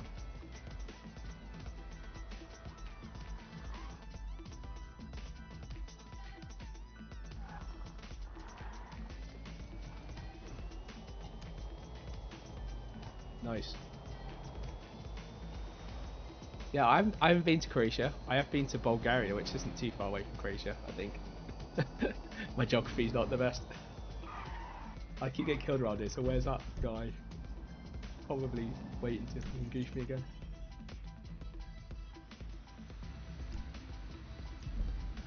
So avoid where they are. But, outsource your problems. Call Merryweather today. oh my god, you get like voice bots on GTA as well. Do you like it in Croatia? Is the weather nice there? You're more central in Europe, so I'd imagine you've got probably better weather than we've got in the UK. Our weather sucks. The best of times. Our summers aren't that great. Our winters are kind of, well, if you like the cold and you like the rain, you'll love it.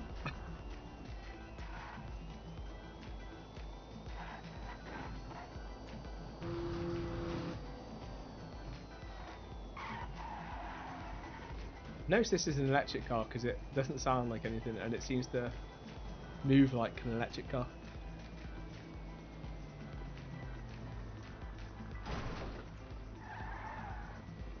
What are you kidding about? The weather and the people, or just one or the other?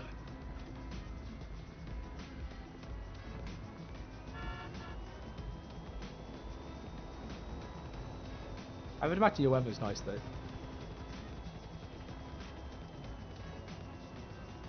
I actually work with a guy who comes from, not Croatia, where does he come from?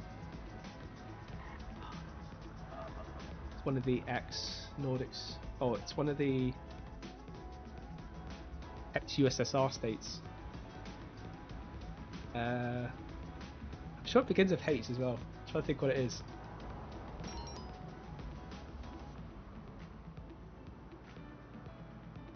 Sorry, it could be because like this mic is set up so that it should pick up the sound really good if I'm facing it and the mic's sort of here, and sometimes I'm speaking here. Yeah, I work with a guy who comes from your neck of the woods, but not from Croatia. It begins with H. I was trying to think what it is, but my mind's gone blank.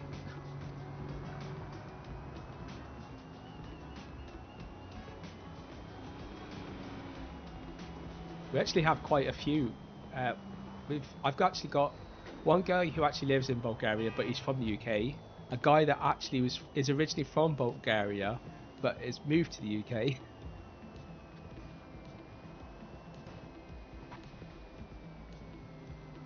H, the hotel.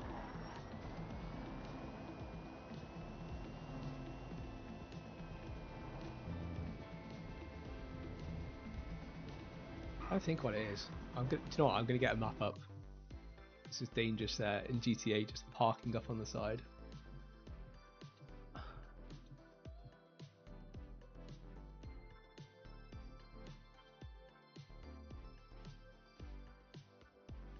Google Maps up. Let's have a look.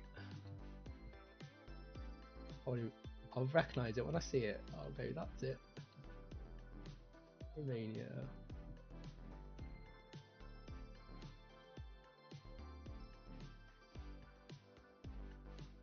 I wonder. What's it? Slovakia. Hungary. Slovakia. You know what? I thought it begins with H, but then I'm looking at the map now. And I'm thinking, was it? Definitely not Romania. It's not Moldova. Hungary. Is it Hungary? Pretty sure it wasn't Hungary. You know what? I'm now going to have to go to LinkedIn to find out because I'm really not sure. Yes, I'm from the UK. Born and bred.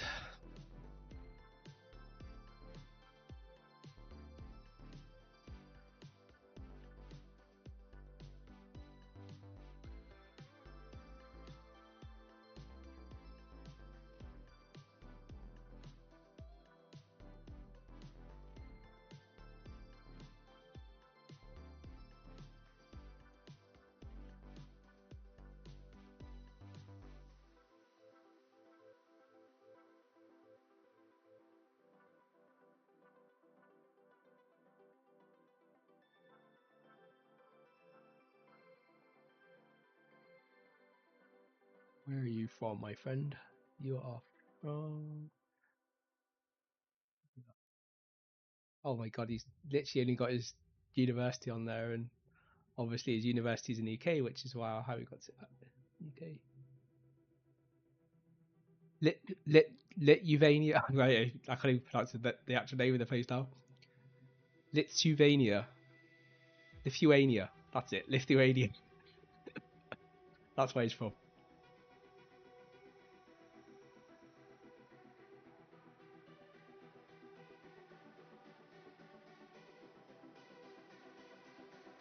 And I only know that because luckily he's got in his interests a company that's from the country that he's from.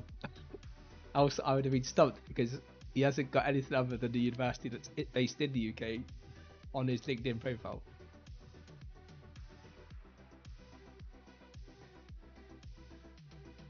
What is it you do for your living?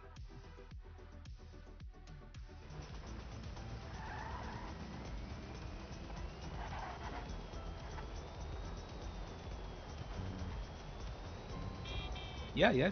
What is it you do?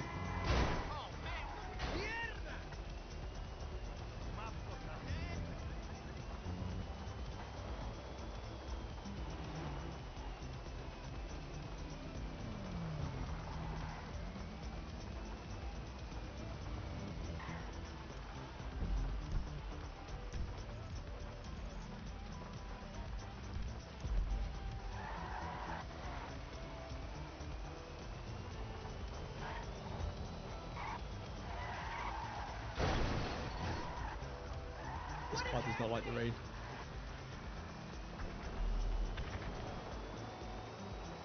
You work at a student office, nice. And what is it you're looking to do, like long term? Are you looking to take streaming up, like more serious, or is that just gonna be a pastime and you're gonna do something more than that?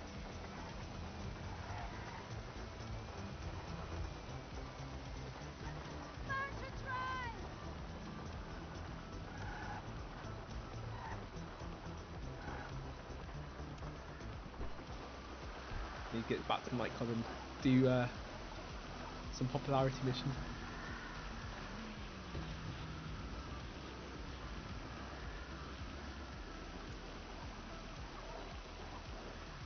Just interested in making money. Who isn't? At the end of the day, it's the one thing that makes the money go round, or the world go round, as they say. Hi, boss. Are wages good in Croatia? Or are they fair? Small. Is that just in your area, or is that generally like that in most jobs in Croatia?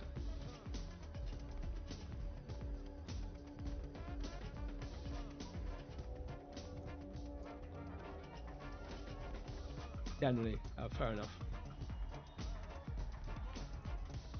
I would like the UK can be mixed. Firstly, you need to be in a good career. For that, you need good qualifications, generally speaking, or experience. But you don't get the experience without having a good qualifications to get the experience. So it's a catch-22. A lot of it.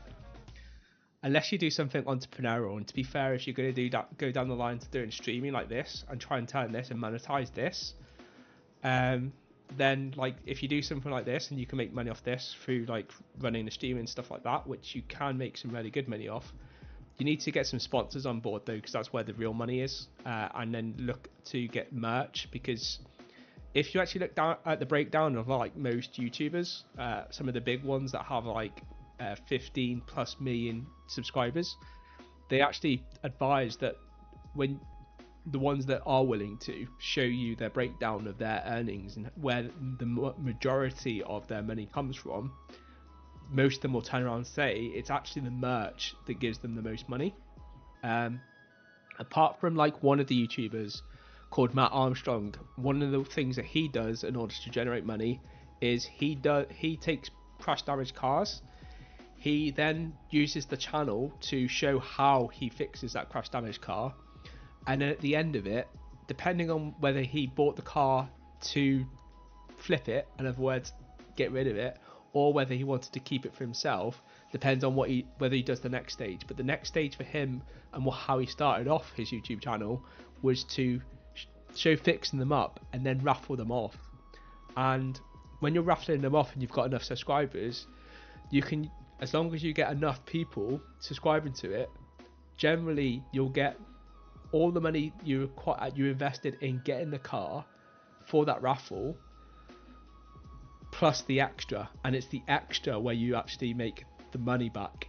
So effectively you can keep growing your like initial investment on the vehicle that you bought and keep increasing it, so you can get better and better and bigger cars. But also along the lines, because you're constantly making profit on that, you can then go off. But then you also have your merch, you have the sponsorships that you also get as well. Like I said, the sponsorships, everyone thinks it's actually the sponsorships that bring in the bulk of the money, but it's not. It's actually all this other things like the merch, and like if you can find another way of monetizing something that your channel does that's unique, then you can make money through that as well. But yeah, there's like tons of different ways. If you're very entrepreneurial, streaming is a good way to, or like even making content on YouTube for YouTube, or it's like obviously difference really between YouTube and Twitch is the fact that Twitch is live, so it's just live streaming, but YouTube you can actually make content that you've made say from this, so you can like dual action the actual content you make. So you could do it like this and go, show other people live who are interested in watching the content as you're actually making it. But then you can take that content, and if you're good at telling stories and stuff like that, you can make up a storyline and take players through that. Like there's loads of people who do that on like Rust. So Rust is a good example to go and watch that, and you can essentially learn from that and see how people take content that they've been shooting as they're playing the game over a week, and then they storyline it. So they say like you have to have obviously an idea what you want your storyline or a narrative to be, so what your end goal is in the game, and then you kind of warm people up to it, and you give them like a hook, as they refer to it in the business, which is kind of like a way of enticing people to want to click and have an interest in it. And then from that point, some people also refer to that as clickbait, because because it is kind of clickbait. But once you've got someone's interest, it's actually harder than you think sometimes to keep people's interest. Streaming's different, but when you're trying to make YouTube content, it's very different. So you've got to try and make it very compelling and exciting, and have a kind of like sneak peek of maybe the end, but not give them everything, because obviously you want them to watch to the end. But you also don't want them to skip to the end, because obviously if you skip to the end, that's not good as well, because the YouTube algorithm wants to see people watch the whole video and not skip parts, or replaying parts is fine, but not like skipping to like the end, because that, you know, if all your subscribers started doing that, YouTube would start downgrading it, because they were like, well, is this person really delivering content? They're just delivering long form video that might not be very good, most of it, but has a good end or something like that. So it's all quite complex in some ways, but it's also pretty simple as well once you understand it.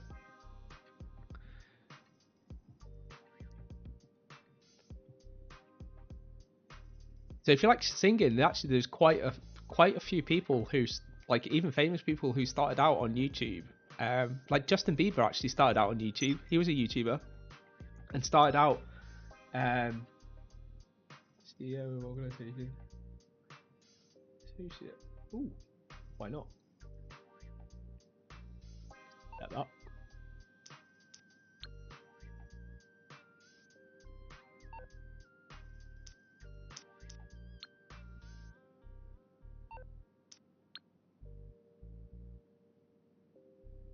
I'm not sure how I accept it though. Sorry, just one sec.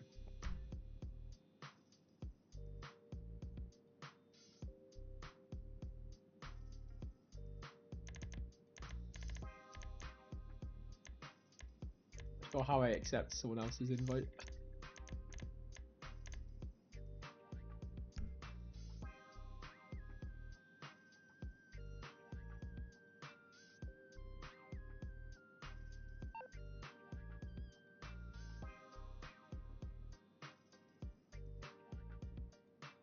No, it's misconception, not a manipulator. What I would say is a good entrepreneur is a person who actually, I'm not going to say you have to be an extrovert, because I know plenty of introverts who are, you know, self-announced introverts who just basically push themselves to be comfortable in what most introvert people wouldn't be comfortable in. But it helps if you are an extrovert. What I would say is, to be a good entrepreneur, you just need to be able to communicate well. It's nothing about selling or doing anything else. It's just having the drive to want to achieve, to be your own person.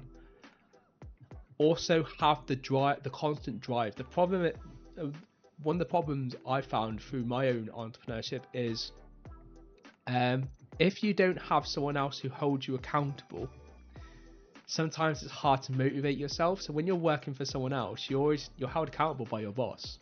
But when you are the boss, you don't have that same push. So even though you want to do something, sometimes it's a bit like, but yeah, I don't have to do it. And that can be your own worst sort of Achilles heel or badness. So yeah, I would say it's challenging, or the entrepreneurship side of things, but don't let it put you off from, if you like to chat and stuff like that, the biggest part of entrepreneurship is being able to do that, being a good communicator, being able to speak to people that other people would feel uncomfortable doing, like what I'm doing now. I'm speaking to a stranger on the internet on a stream while I'm playing a game. You know, you could say it's quite alien, but I'm comfortable doing it. I've done it on and off for absolute years. And even though the gaming side's new of it, the rest of it isn't. So to me, it's just like, well, it's doing a different thing with what I've already done. So it's no different. But yeah, it's like, some people don't even like to hear their own voice. They want to see themselves on a video and all the other stuff. I've been comfortable with all that type of stuff for a long time. When I first started it, so the first time I really started doing any video recording of myself and for content was way back in about 2012. And back then, when I used to hear myself, I used to see myself, I used to cringe and go, oh, it's awful. I think that's because we're so critical, so self-critical of ourselves until we get past our own ego. And I think once you get past that, you stop critiquing yourself, and you can just get on with like what you're doing. And at that point, it then becomes a lot easier.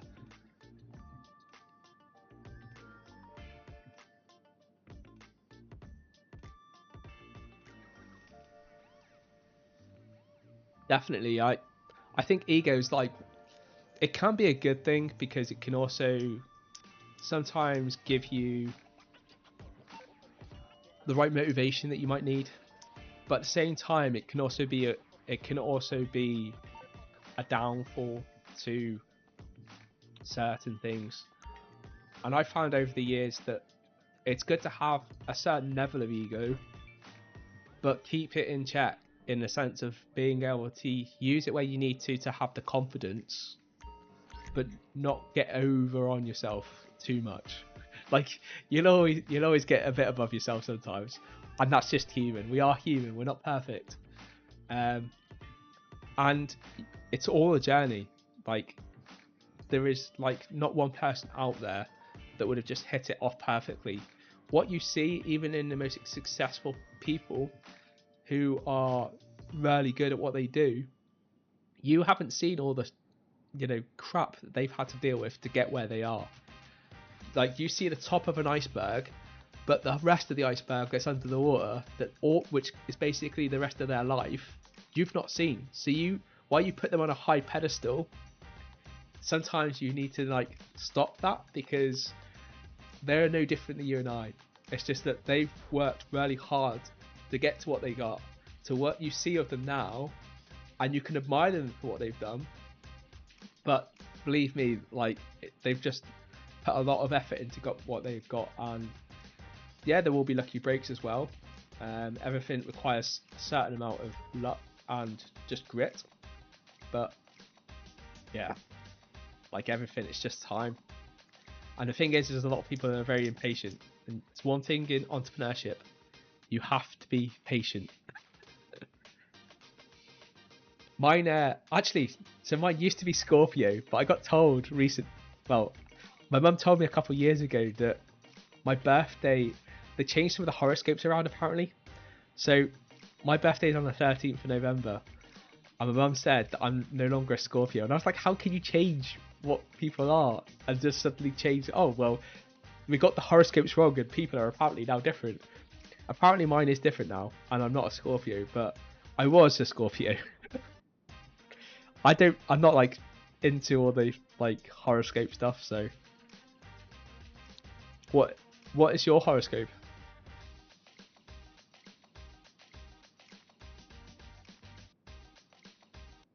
A water sign? Is that a thing? A water sign? Gemini? Is that what Gemini is? A water sign? I think I'll stick with the Scorpio. I like that. I have a sting in my tail. I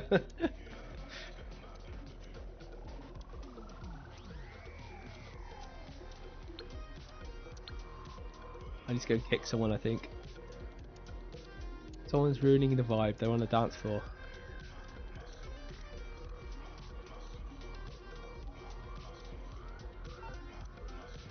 Go and find this person on the dance floor. They're probably downstairs.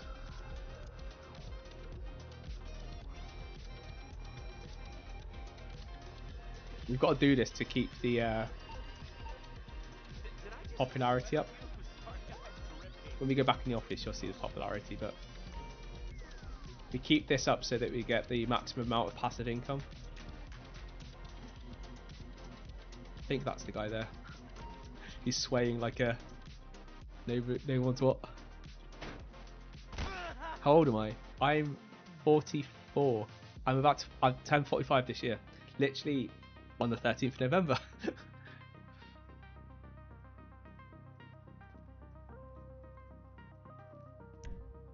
And now you can work out what my date of birth is. Not that you can't work it out anyway, because it's on public record, so I'm not that bothered, but I probably shouldn't be telling people that type of information on a live stream. I'm lying. Oh, I'm dead serious. I look very young. I look a lot younger than I am, and it's, for me it's a curse. But everyone else that I speak to, or all my mates and everyone else, is always like, "Oh, but you'll love it when you get older." Yeah, and I'm like 45, and I still think, well, I'm about to turn 45, and I still say exactly the same. I'm now glad that I look my age. Well, I don't look my age, but I look old enough that I don't get ID'd for drink anymore. And that only happened it's only been the last 2 years where I no longer get ID'd when I want to go out to buy alcohol. Which, in the UK, they have something called Challenge 25. In other words, the person has to look 25, and if you don't think they look like 25, you challenge them for ID. And I'm like, what? So I'm 42 years old, which was at the last time I got ID'd, and you're telling me a 42-year-old doesn't look like they're at least 25? Are you kidding me? So yeah, that's why I'm actually glad that I'm finally aged to a point where I at least look old enough to pass for a 25-year-old.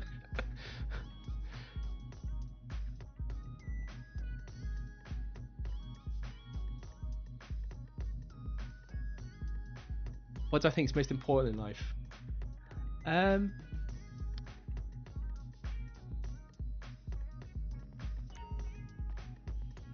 I think the most important, personally for me, I think the most important thing in life is to not listen to others too much. And what I mean by that is, a lot of people take everyone else's word for granted and don't take their own situation into account. In other words, there's entrepreneurs out there, big famous entrepreneurs, who will tell you that what they class the secrets of life.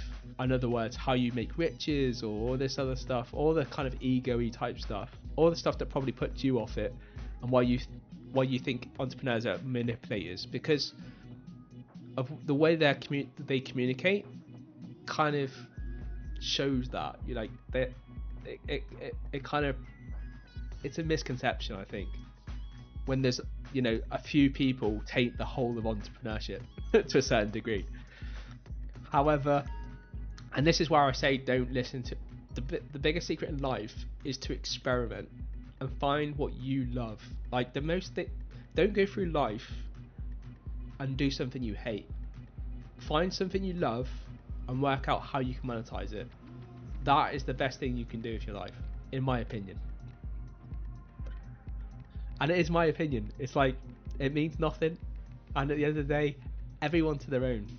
But one thing I would say is, I wouldn't want to be living myself, doing a job, and most people do their job is like, takes up probably 60% of their life at least to do their job, and there are people out there who will be doing dead-end jobs that doesn't pay well, they're not happy with, but at the same time they do nothing about it, and they live a miserable life. Don't be one of those people. Go out there, find something you're passionate about, something that you love, and go out there and do it. And if it seems like you can't monetize it, believe me, you can monetize anything. It's just working out a way the way you can monetize it. And that's the difference between, I think, a person who works for other people and a person who's an entrepreneur. Because an entrepreneur is that person who can work out how they can monetize something, and then takes it and keeps their passion around it, but then works out a way that they can make a living off it.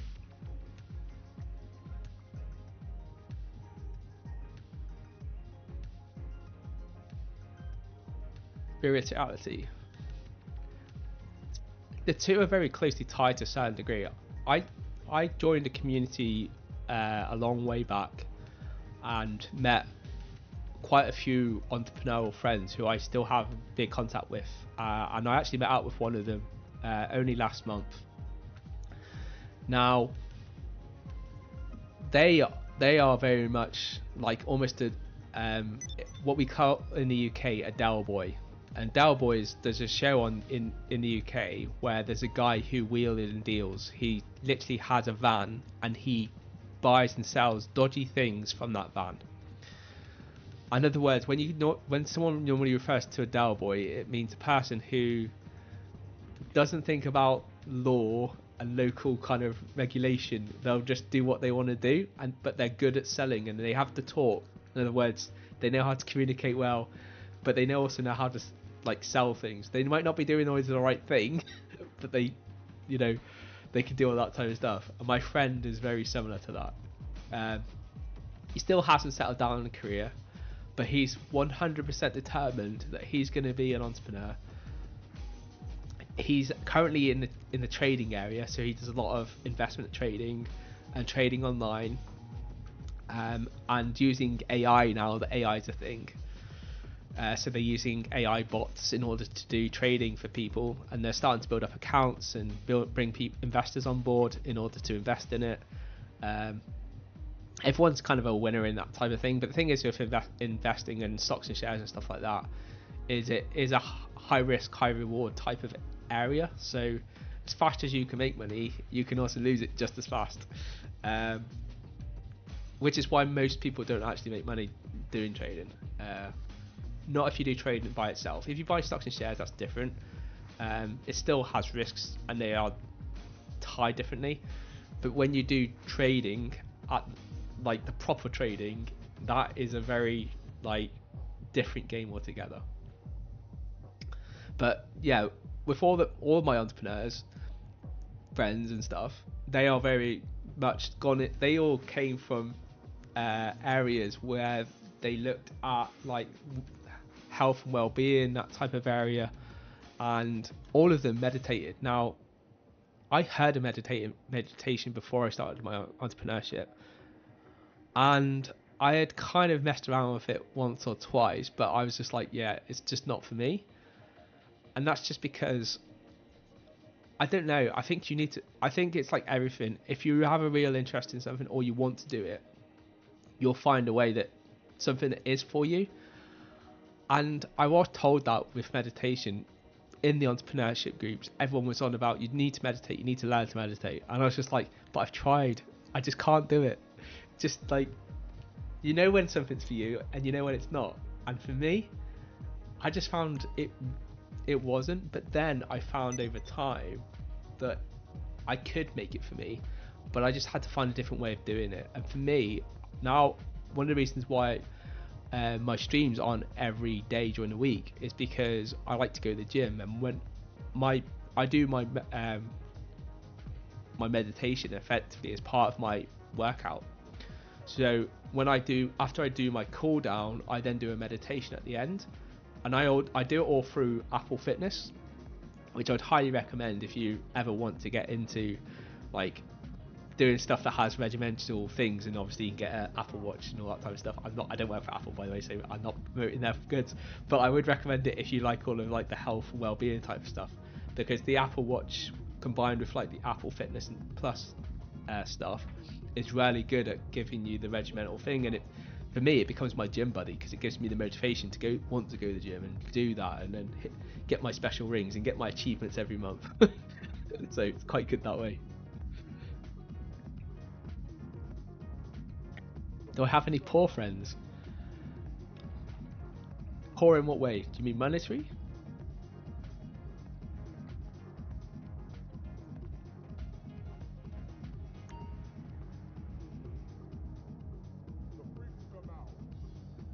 Freaks about.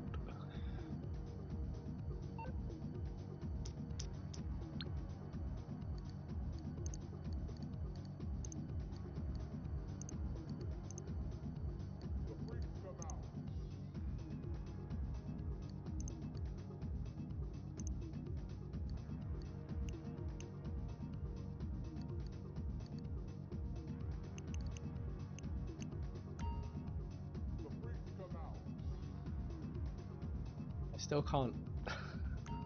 Since I've been in this session with this on this server, I've not been able to become a boss.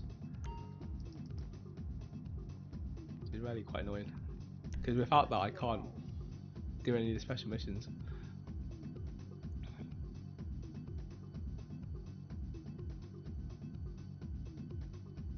Oh yeah, you definitely got the wrong impression.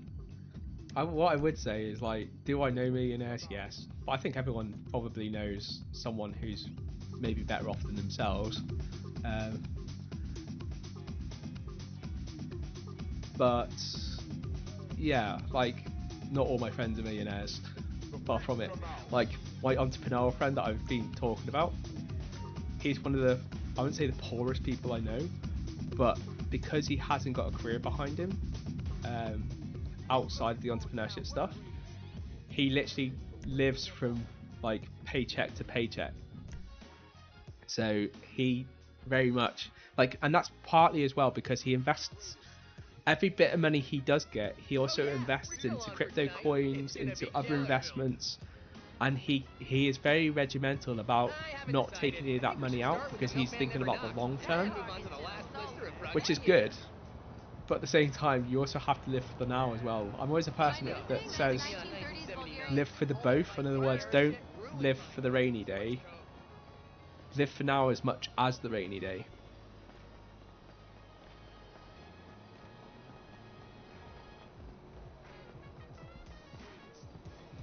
Yeah. Well, one thing I would say to that is, like, money, without money you can't really do much. So money is king in that way, God, whatever you want to refer to it as. But at the same time, it's, I don't know, it's hard to explain in my own head, but I would say that it's also not everything. In that knowing the right people and having the right opportunities open up is more important than the short term about, like, worrying about money. Like, don't get me wrong, money's important, but there is a time and a place for it, I guess.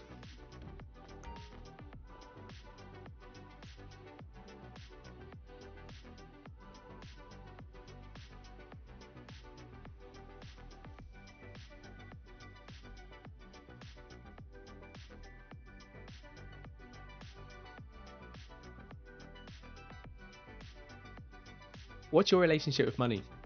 That would be my biggest question. Up until, I think, about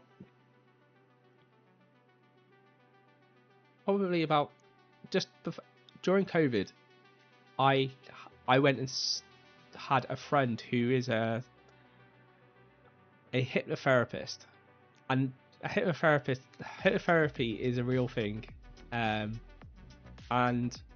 essentially he's a friend of mine I still speak to now, and he essentially helped reprogram my head, my brain, because certain events that will happen in your life will cause trauma to a certain degree. And when I use the word trauma, that makes it sound really bad, but it's not bad. It's just it's a simple fact that if you watch, like, I've watched a lot of documentaries on psychology and loads of other things. I just have a fascination for learning, so I listen and watch and learn from plenty of different things. And one of the things I have a big interest in is psychology.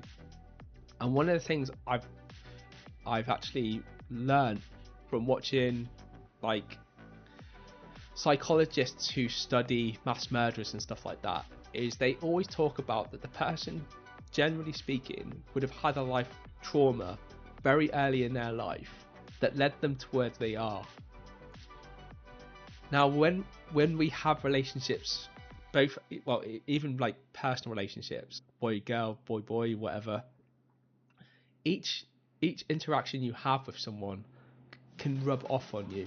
But sometimes you get an event that causes a trauma, and where that trauma happens, it can cause you to be a different person you would have been if you had not had that trauma. Hence why I use the term trauma, because it's heavily used in the kind of psychologics world, and where they talk about essentially how we act and how certain events will have a big impact. This is kind of like why I'm a big believer in you're a product of your environment because of that.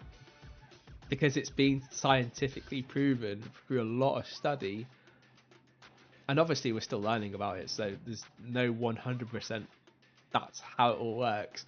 But from current understanding, there's a lot of evidence that points to the fact that how certain events in our environment or certain events in our life can literally lead us to have either bad relationships, be bad with money and be scared of money, or do some of these other things. So I used a hypnotherapist in order to reprogram my head around money. Because while I didn't think I had a problem with it, when I started to trade for myself, I started doing things I wouldn't normally do. Because when you trade, you have to keep to rules and you have to do all this other stuff. And I found that I kept breaking rules, and that's very unlike me. So I had to work out how and why that was a problem. And I spoke to my friend, and he's just having a session with him to go into it. And yeah, essentially, I had that session. I'm glitching. I'll just check my stats.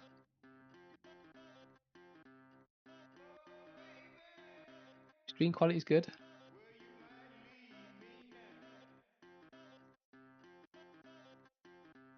I'm not dropping any frames. It could be just you, or it could be Twitch as well. I don't want to just blame your internet, but my end, all my monitors say everything's working fine and nothing's bad's happening. So it could be your side, or it could be even the provider like Twitch that's having difficulties, although I don't think they have generally the issues. Normally one thing I found with Twitch is it's quite bandwidth hungry, even watching other people's content. That will also be your potentially biggest problem when you come to streaming as well online, is your up rate for your internet speed needs to be good, like really good, above normal.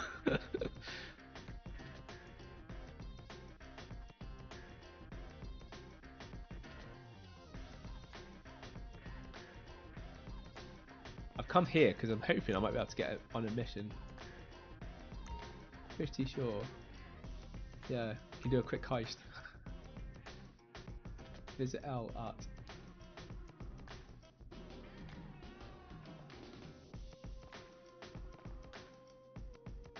Let's go to Leicester. Leicester's in the garment factory, or he is in the story mode. You can hear me now, good.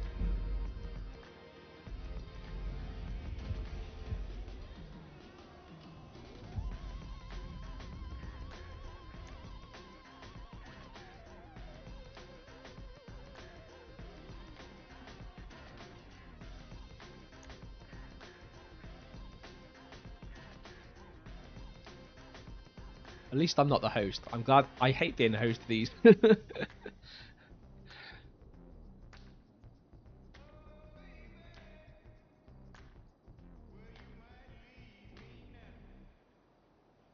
Yeah, you'd think I'm a family guy, but I'm not. No, I'm not in a relationship at the moment.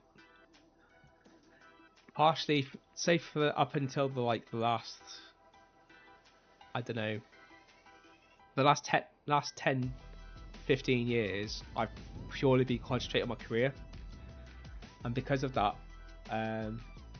relationships have had to be on hold because I just can't commit to trying to push my career to get to where I am and have a relationship, because it would have been unfair on that person. So how about you? I'm sure you have a nice studying boyfriend out there somewhere, or girlfriend. I'm not assuming you're you have to be careful these days. Be inclusive. Do you have a partner? Is the right word to say.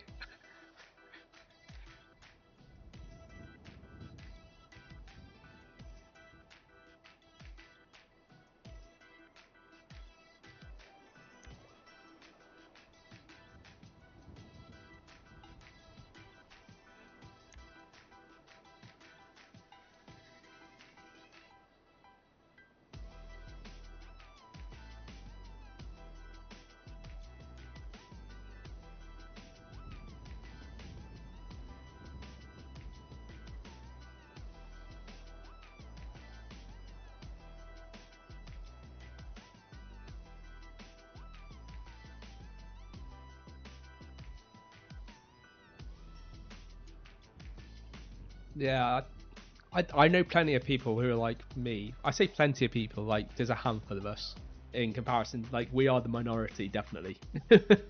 Like all my friends are married, got partners. You know, I think all of them have got kids now.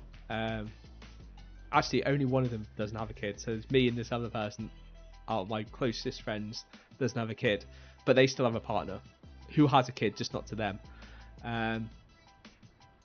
So yeah, I am in a very unique position, but I do know plenty of other people who are like me, who just concentrated on their career, and because of that, they chose as well to remain single. Because I don't know, it's not that like I do enjoy my own company, but at the same time, I do enjoy being around my friends and stuff like that, and I have been in relationships as well. It's just tricky when you don't have the free time to spend with them. And I'd always feel guilty that wouldn't spend enough time with them when I'm working, and it's even hard now because I work 9 to 5, but it's not 9 to 5 as such. Like I work flexible hours, but I work a period of time during the day.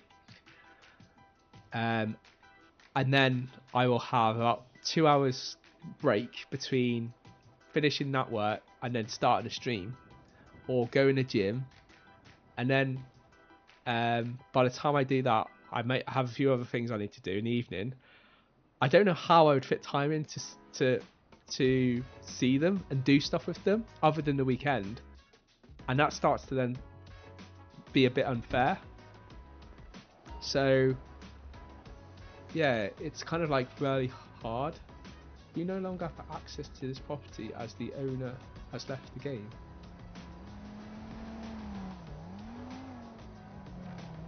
What do you mean the owner has left the game? I am the owner. It's my property. Oh my god, this game.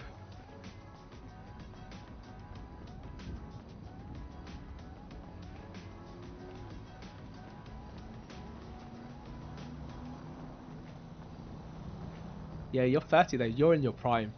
Like I had an opportunity when I was 30 to either go to university or stay where I was. So I actually, when I went to university, I went to move back with my parents because it just made things easier from a financial sense.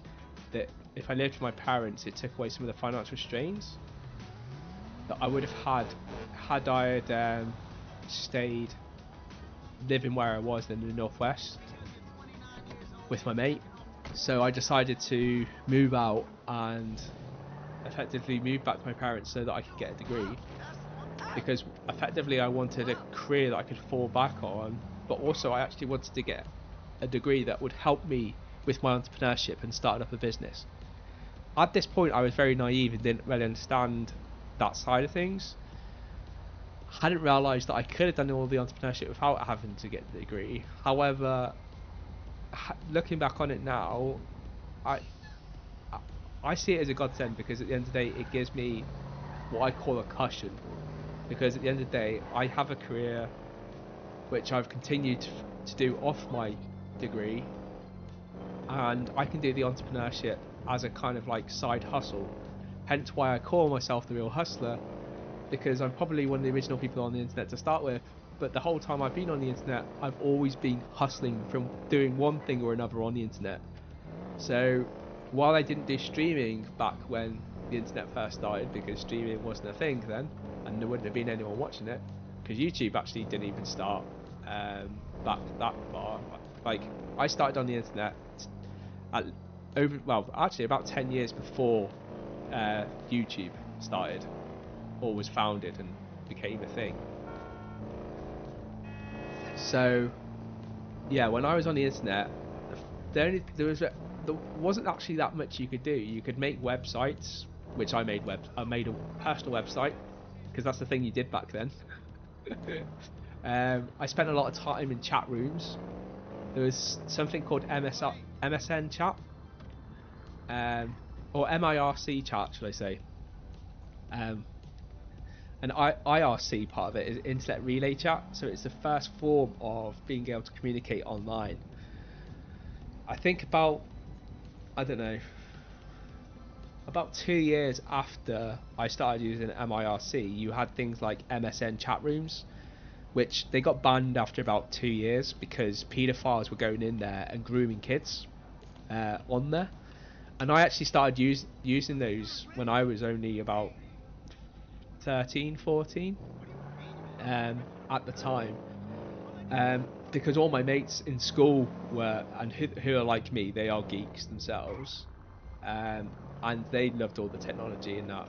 And back then I was more into my Super Nintendo, that type of thing, more than the PC, but the PC thing came much later.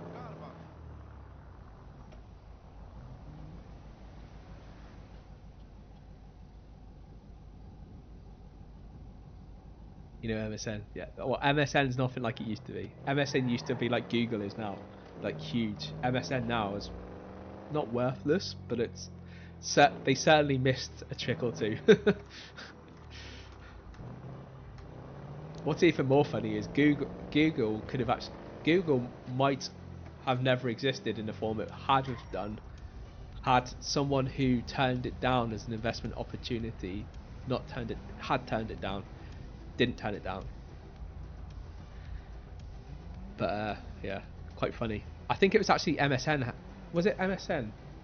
No, it wasn't MSN. It was Yahoo. So Yahoo had the opportunity to buy out Google years ago for a fraction of the price it is now. So I think they had the opportunity to buy it when at the time it was valued at, I don't know, I think about £1 billion or something like that. And they got the opportunity to buy it at £1 billion. Actually, they originally got 2 offers. They actually had an opportunity to buy it even before it was £1 billion. However, both times they turned it down. This is way before it blew up as big as it did. And both times they decided not to go through with the acquisition. The people who made that decision must be kicking themselves now. What a missed opportunity. Have I ever had a serious relationship? I have had a serious relationship. I'm not sure whether that's the reason why I'm scarred with relationships now. No, I generally think it's just purely because I just have such little time that I struggle to see how I would have a relationship unless I've met someone who had the same passion and interest that I did, who, I don't know, co-streamed with me or something like that. Maybe that could work, but yeah, it's so complicated. And I think that's I think part of my issue would be just being able to give them enough time, and me still being able to do all the stuff that I want to do. I've never married. I always said I'd only marry someone who I knew I was going to spend the rest of my life with.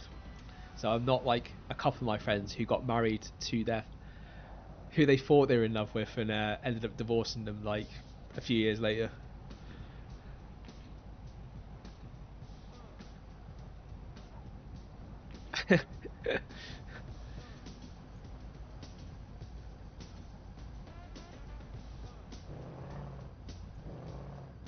Yeah, you probably learn what you can learn, even from a person you don't think you can learn from, is maybe not how to do it, but how not to do it. When it comes to relationships, I would say I'm definitely the person that you look at to say, do everything opposite to what he's done. And you'll probably end up in a relationship being married. Do I have a cat? No. Do you know it? I love animals. The one animal I would happily not keep alive, without saying that other word, would be a cat. It's the one animal I cannot stand, and it's all because I had a life trauma when I was a kid. So at least I'm honest. I know exactly why I don't like them, but I still don't like them. That's why when I see cat videos, because everyone goes like all the cat videos online and stuff like that, I'm like, I hate the things. Do I find them cute? Do I think those things are great? No. Give me any other animal, I'll be completely opposite. But cats, no. I'm a big dog fan though.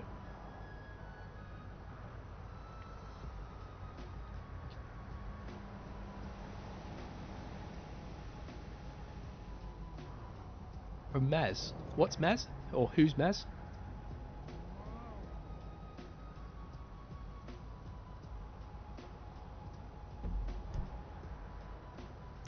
We'll find Leicester.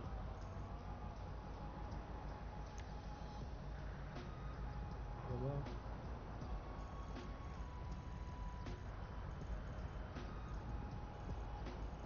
Let's not be at the top of the map.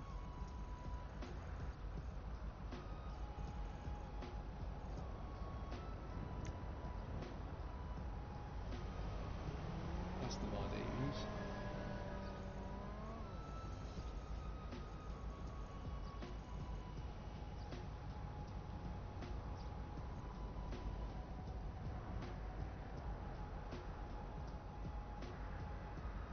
That's the crest. Where we need to go.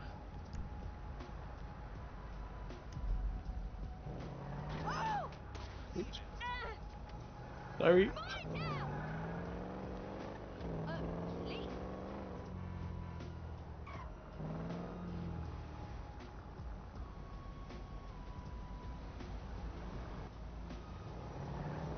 No, I've never had a cat. The only my trauma that happened was when I was a kid. One of my friend's mums had a cat, and it was behind the sofa. I must have been. Actually, I'm not too sure exactly how old I was, but I think I was about 3 or 4. And I went to stroke the cat like any, young, very young child goes to do. And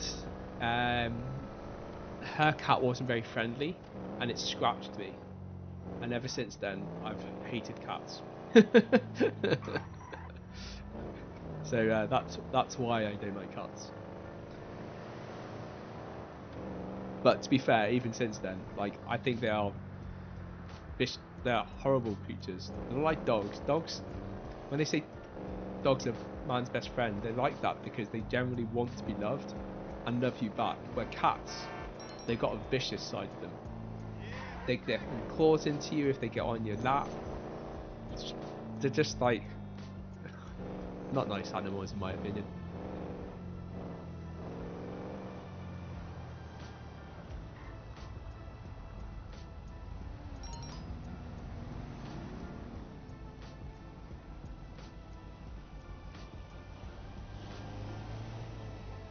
You don't need to hate them. I don't need to, but I do. At least I'm honest about it as well. Like, I'm not gonna ever pull back and lie about it, but yeah, I can't deal with an animal that's has the temperament like they have. Like in a human, I always hate backstabbers and that type of thing. And for me, cats are like that. They have no loyalty, in it for themselves. And some of my friends turn around and say, "Oh, but that's just because that's the way they are." And it's like, yeah, exactly why I don't like them. It was just the wrong number.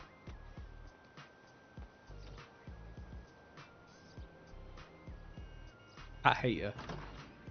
Yes, Yeah, come you in, can call come me in. cat hater. That's true. Uh, It's not lying. See you again. In a while. Yeah, I've never been good at small talk. I don't have many friends. I do sometimes meet people online, and then I arrange to meet them out in the real world, and then I go there, but I hide and I watch them, and I think, wow, now you are experiencing 1% of what I felt my entire childhood when I spoke to a girl. Wow. I've never told anyone that before. Feels good to talk. Cats are not loyal. So, I know you've been Cunning is complaining, what they are. but you weren't ready. Dogs are loyal. Now, maybe, just maybe you are ready to do real work. I mean, are you interested? Because if you are, I have a few things coming down the wire soonish. If you want, I'll contact you. But don't let me down on this. I'm putting my neck Oh yeah, on the line, and I I love like routine. my neck. Like, It's my best it's feature. the biggest, probably drive in my life. Aside from my sparkling is conversation. the routine.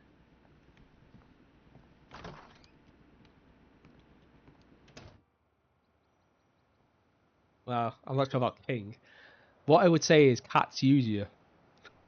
That's why they bring you birds back. Everyone says, oh, it's because they're trying to bring you a treat. It's like, no, that's just their way of trying to gullible you up, so they can use and abuse you. Cats are, one thing I would say is cats are fucking more clever than most people give them benefit for. But it's only because it benefits them. You don't fucking trust me? I'm tired of talking to you.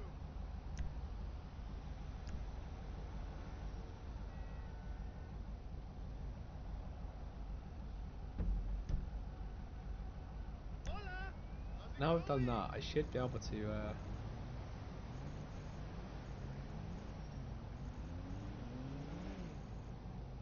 go back to my apartment. Now I realised why I got kicked out of that other place, because I wasn't actually in my apartment. When I joined that game, it must have put me in their apartment. But when they decided to leave the game, I got chucked in their location. I find that really annoying for GTA. When it does do that. It will wipe you across the map, leave you stranded. Although this time it actually gave me a vehicle that's nearby, I didn't have to call. For real. Yeah, for real that they deliver you. I'm assuming you're a cat lover because you are speaking like you love cats. Everyone always tries to convince me to like cats. I don't know why. Believe me, everyone has tried and everyone fails. You'll never get me like a cat.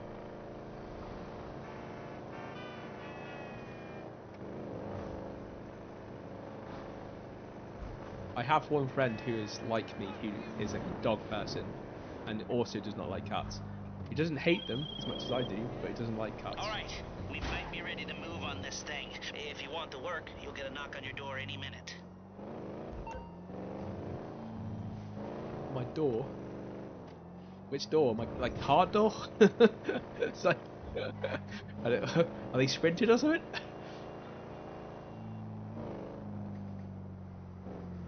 So you do have a cat. What's your cat's name?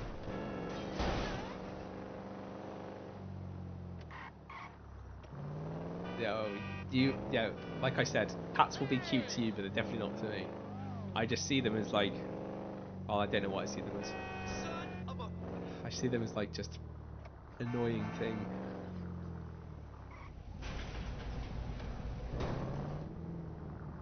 What's your cat's name?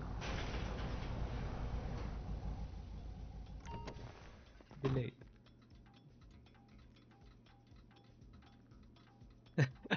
I'm gonna probably mutilate this, but is it Malia? Although Mala. It could be Mala.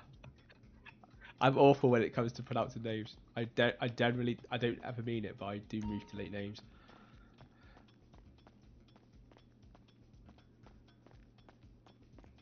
I don't think I can get upstairs from here, but we'll see. That's vehicle management. Where's the lift?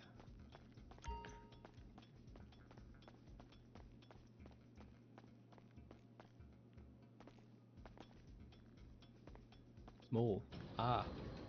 So that's a Croatian word then, is it?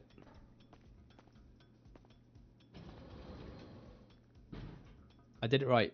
What, the first time or the second time? Is it Malia or Mala?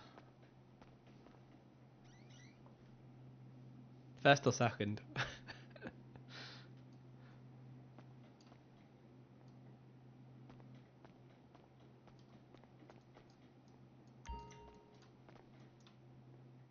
Well, now we can start a heist. Press 5 to quickly join a heist as a crew member.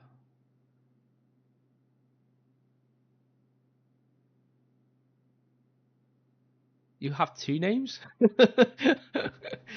they the queen?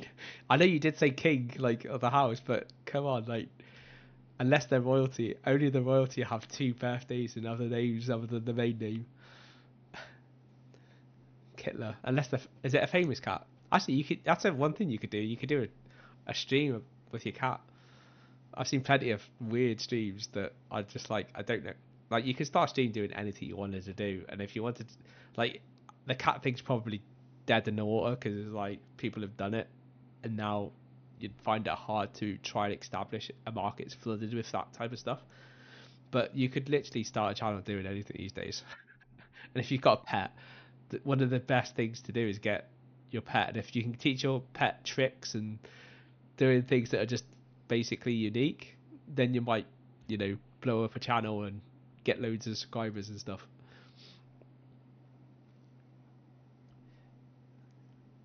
A little mustache. Oh, nice. Kit. Ah, so is Kitler a kind of like take on Hitler, and you've gone Titler because Hitler used to have a muzzy, didn't he?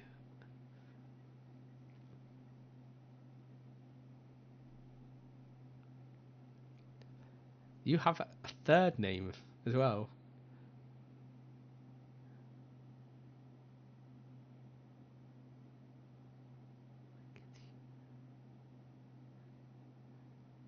Oh man, I'd need to hear you say that. I don't even think I want to try and say that. It's like Kissy, Kissy Blanca.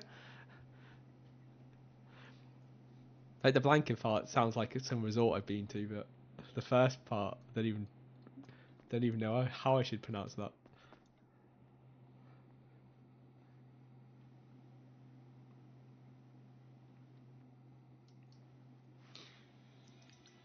Oh, did I? Oh, I best have done.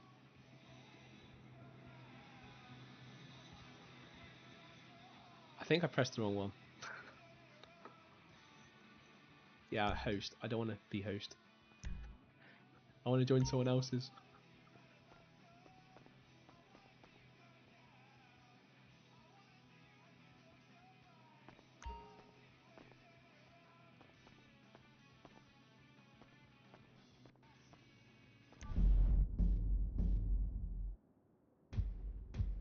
Almost correct.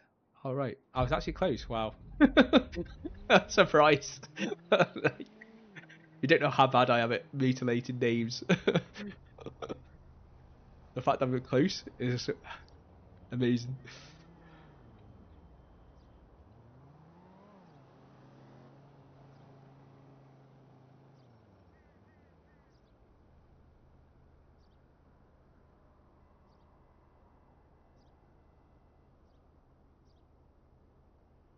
Have I ever been with a guy?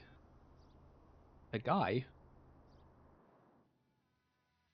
I have male friends, but relationship-wise, no.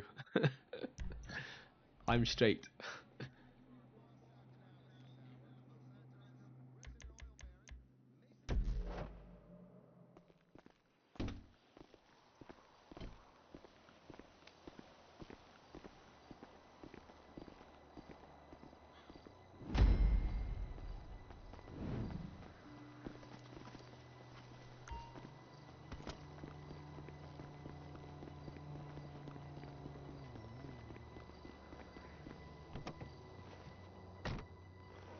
Hello? Can you hear me? I'll be here to talk you through all these jobs. Oh, what do we got here? Yeah, the car. Okay. You're on the way to Del Perro. A Koreatown stick-up crew's been using a parking lot as a base for scores. They're into extortion, credit fraud, stolen cars, and some, mini major robberies. I'd expect them to be packing, and I'd expect them to be... You almost there? Remember, you can do this however you like, as long as you're careful. If you're not careful, they'll clock you, and then you won't get any choice how this is going down. They're meant to be on the top level of this garage on the north side. So, I see two ways of doing it. You go up the north ramps and hit them hard and quick, or you go up the south ramps, get in position, and try to get the drop on them from cover. You can do it however you like, as long as you get it done. And oh yeah, we don't want anyone looking for you, so put on masks before saying hi.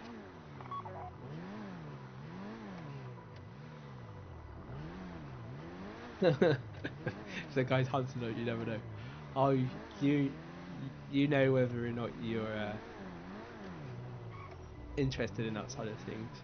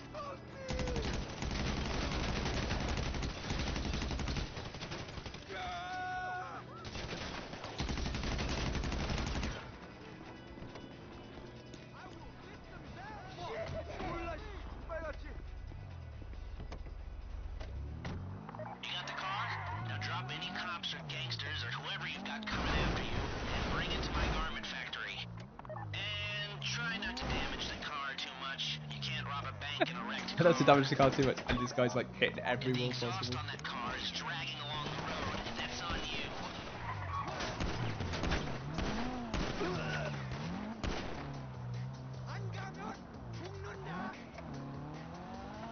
Ah, you fucker! Oh, I can't play! This is the wrong place! There is no right...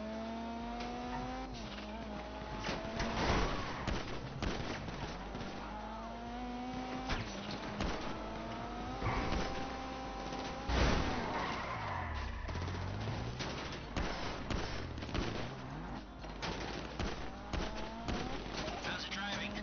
I don't want to call this an idiot-proof heist car. I mean, there's no limit to some people's stupidity, but you've got to be very fucking dumb to let the cops catch you in one of these. It's got muscle, traction, lightweight armor that shouldn't compromise performance. This is the one for us. Now, get it back in one piece, and I'll shut up about it.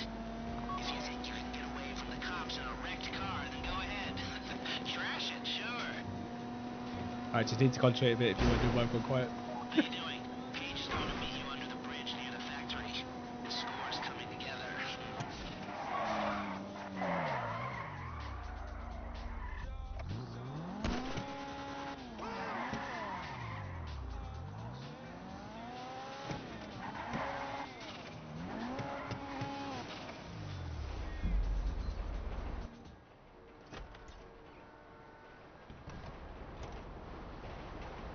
Okay, I'll look after this. Lester will come by your place when you're ready to go.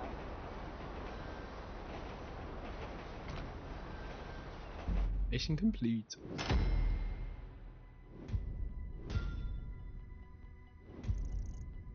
Well, I think that was a setup, so maybe there's more to it. Normally there's setup and then the main mission.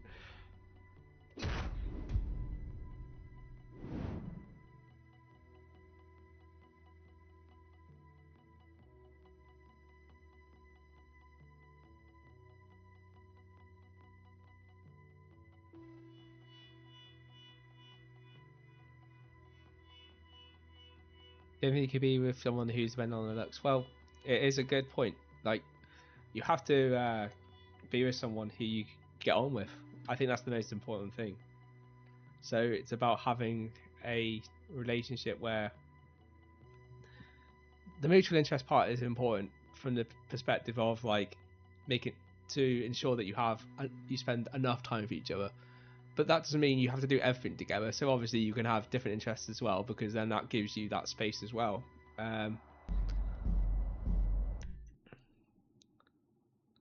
Was that battle I just kicked me out? I think it was. Oh, it's 11 o'clock. To be fair, the stream should have finished about an hour ago. So you've kept me online an extra hour.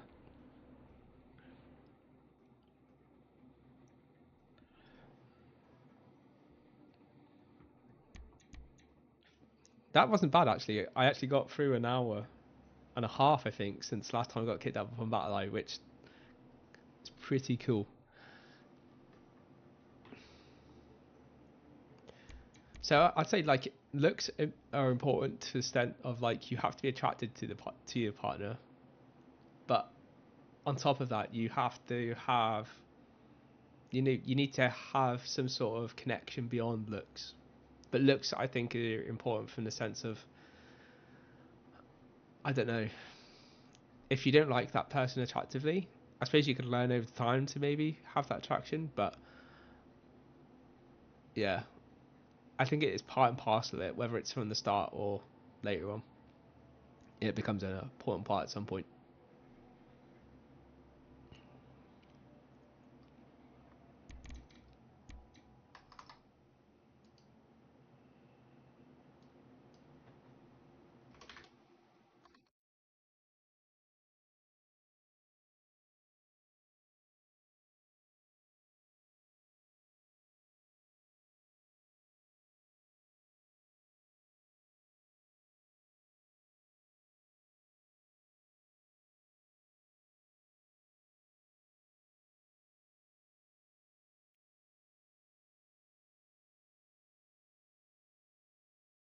The relationship seems easy.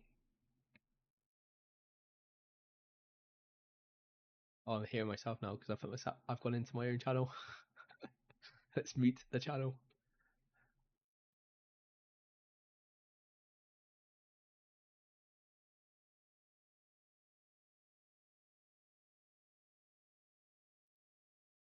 You're dying.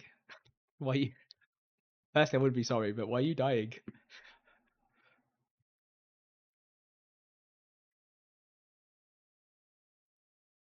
Figuratively speaking, I'm guessing you're not dying, but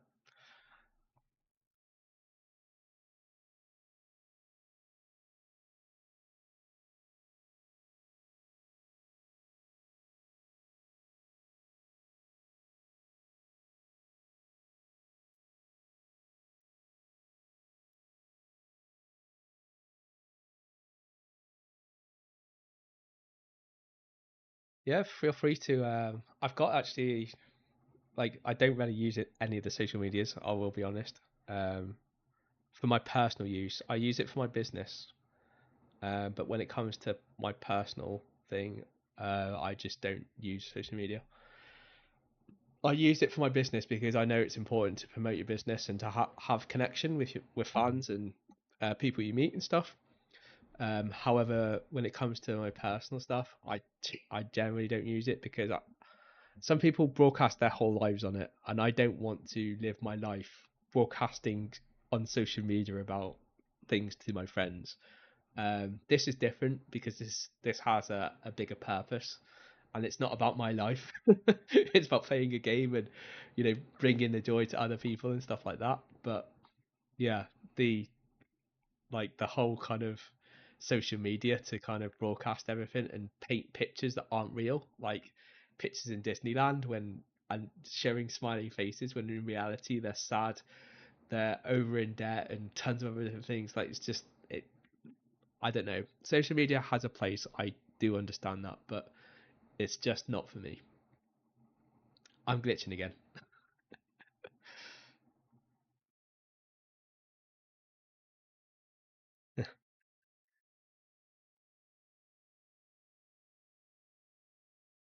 Yeah, we can stream. It's quite.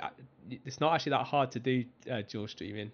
Um, the hardest part, if you're having internet issues, is literally the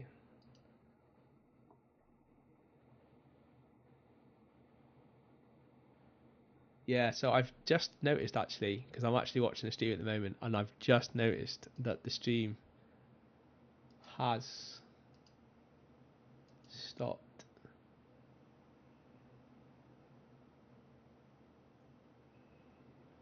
Yeah, so it appears that if you refresh it, after you refresh it,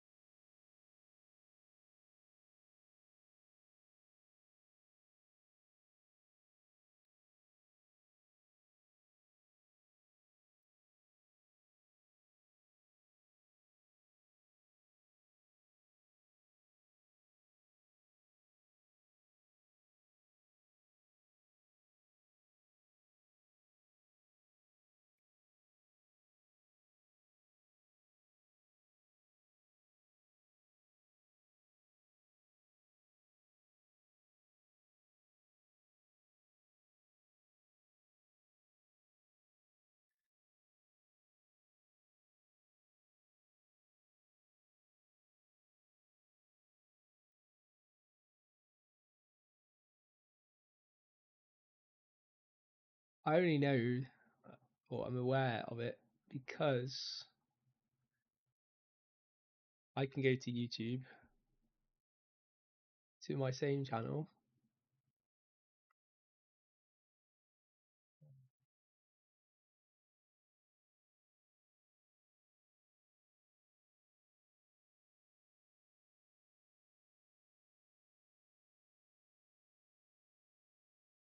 and on YouTube, the stream stays consistently and it's streaming consistently.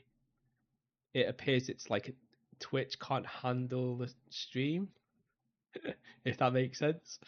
I have noticed it actually on some of the recordings. Some of the recordings, it has gaps in between the recordings, and I always thought that was a bit weird, but I just thought, oh, maybe something weird, funky's happening. It's funny you said that, because on YouTube doesn't have those issues. There is a limit on the bitrate that you can upload to Twitch, which is 6,000 bits per second. I have it at that top limit rate. There is a chance that it could be reaching, it might be bottleneck, because it might be lagging in certain areas, and because the broadcasting software I use will push the things through, it might be getting more through at a later stage. So it might be getting, say, 4,000 bytes through, because it's got a low lag there end, and then all of a sudden that unblocks, and all of a sudden, rather than having it go back up to 6, it'll automatically try and catch back up and try and throw 8 or 10 or however many it's behind by, and Twitch could be going, I can't handle that, and that's why it's lagging out, because it can't capture all of the stream packets. Even though the stream packets have been sent to it, it just can't handle it. The stream on YouTube doesn't have those issues. Now, I can't lower the bitrate, because if I lower the bitrate controls the quality of the stream. In other words, like the dot per square inch, like the resolution. So if I change the bitrate down, I'm lowering the quality of the stream. And Twitch is my secondary, I wouldn't say secondary channel, because it's all the same thing really, but it's my second source. My YouTube part is the part that I'm more interested in. I stream it to that and Facebook as well, because effectively I'm trying to make it easier for people to firstly find me, but also be able to watch me on their preferred platform. So some people are big YouTube people and will watch people on YouTube. Other people like watching it on Twitch. And the thing is the natural watch for people to watch people game is on Twitch more than it is on YouTube. So I kind of do a multi-stream so that people can find me, but also watch me on their preferred platform.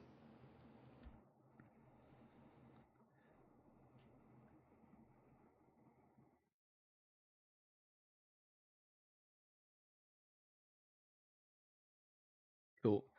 Well, have a good evening, son. And I will add you on. I'm assuming your name is the same as it is on here for your Instagram.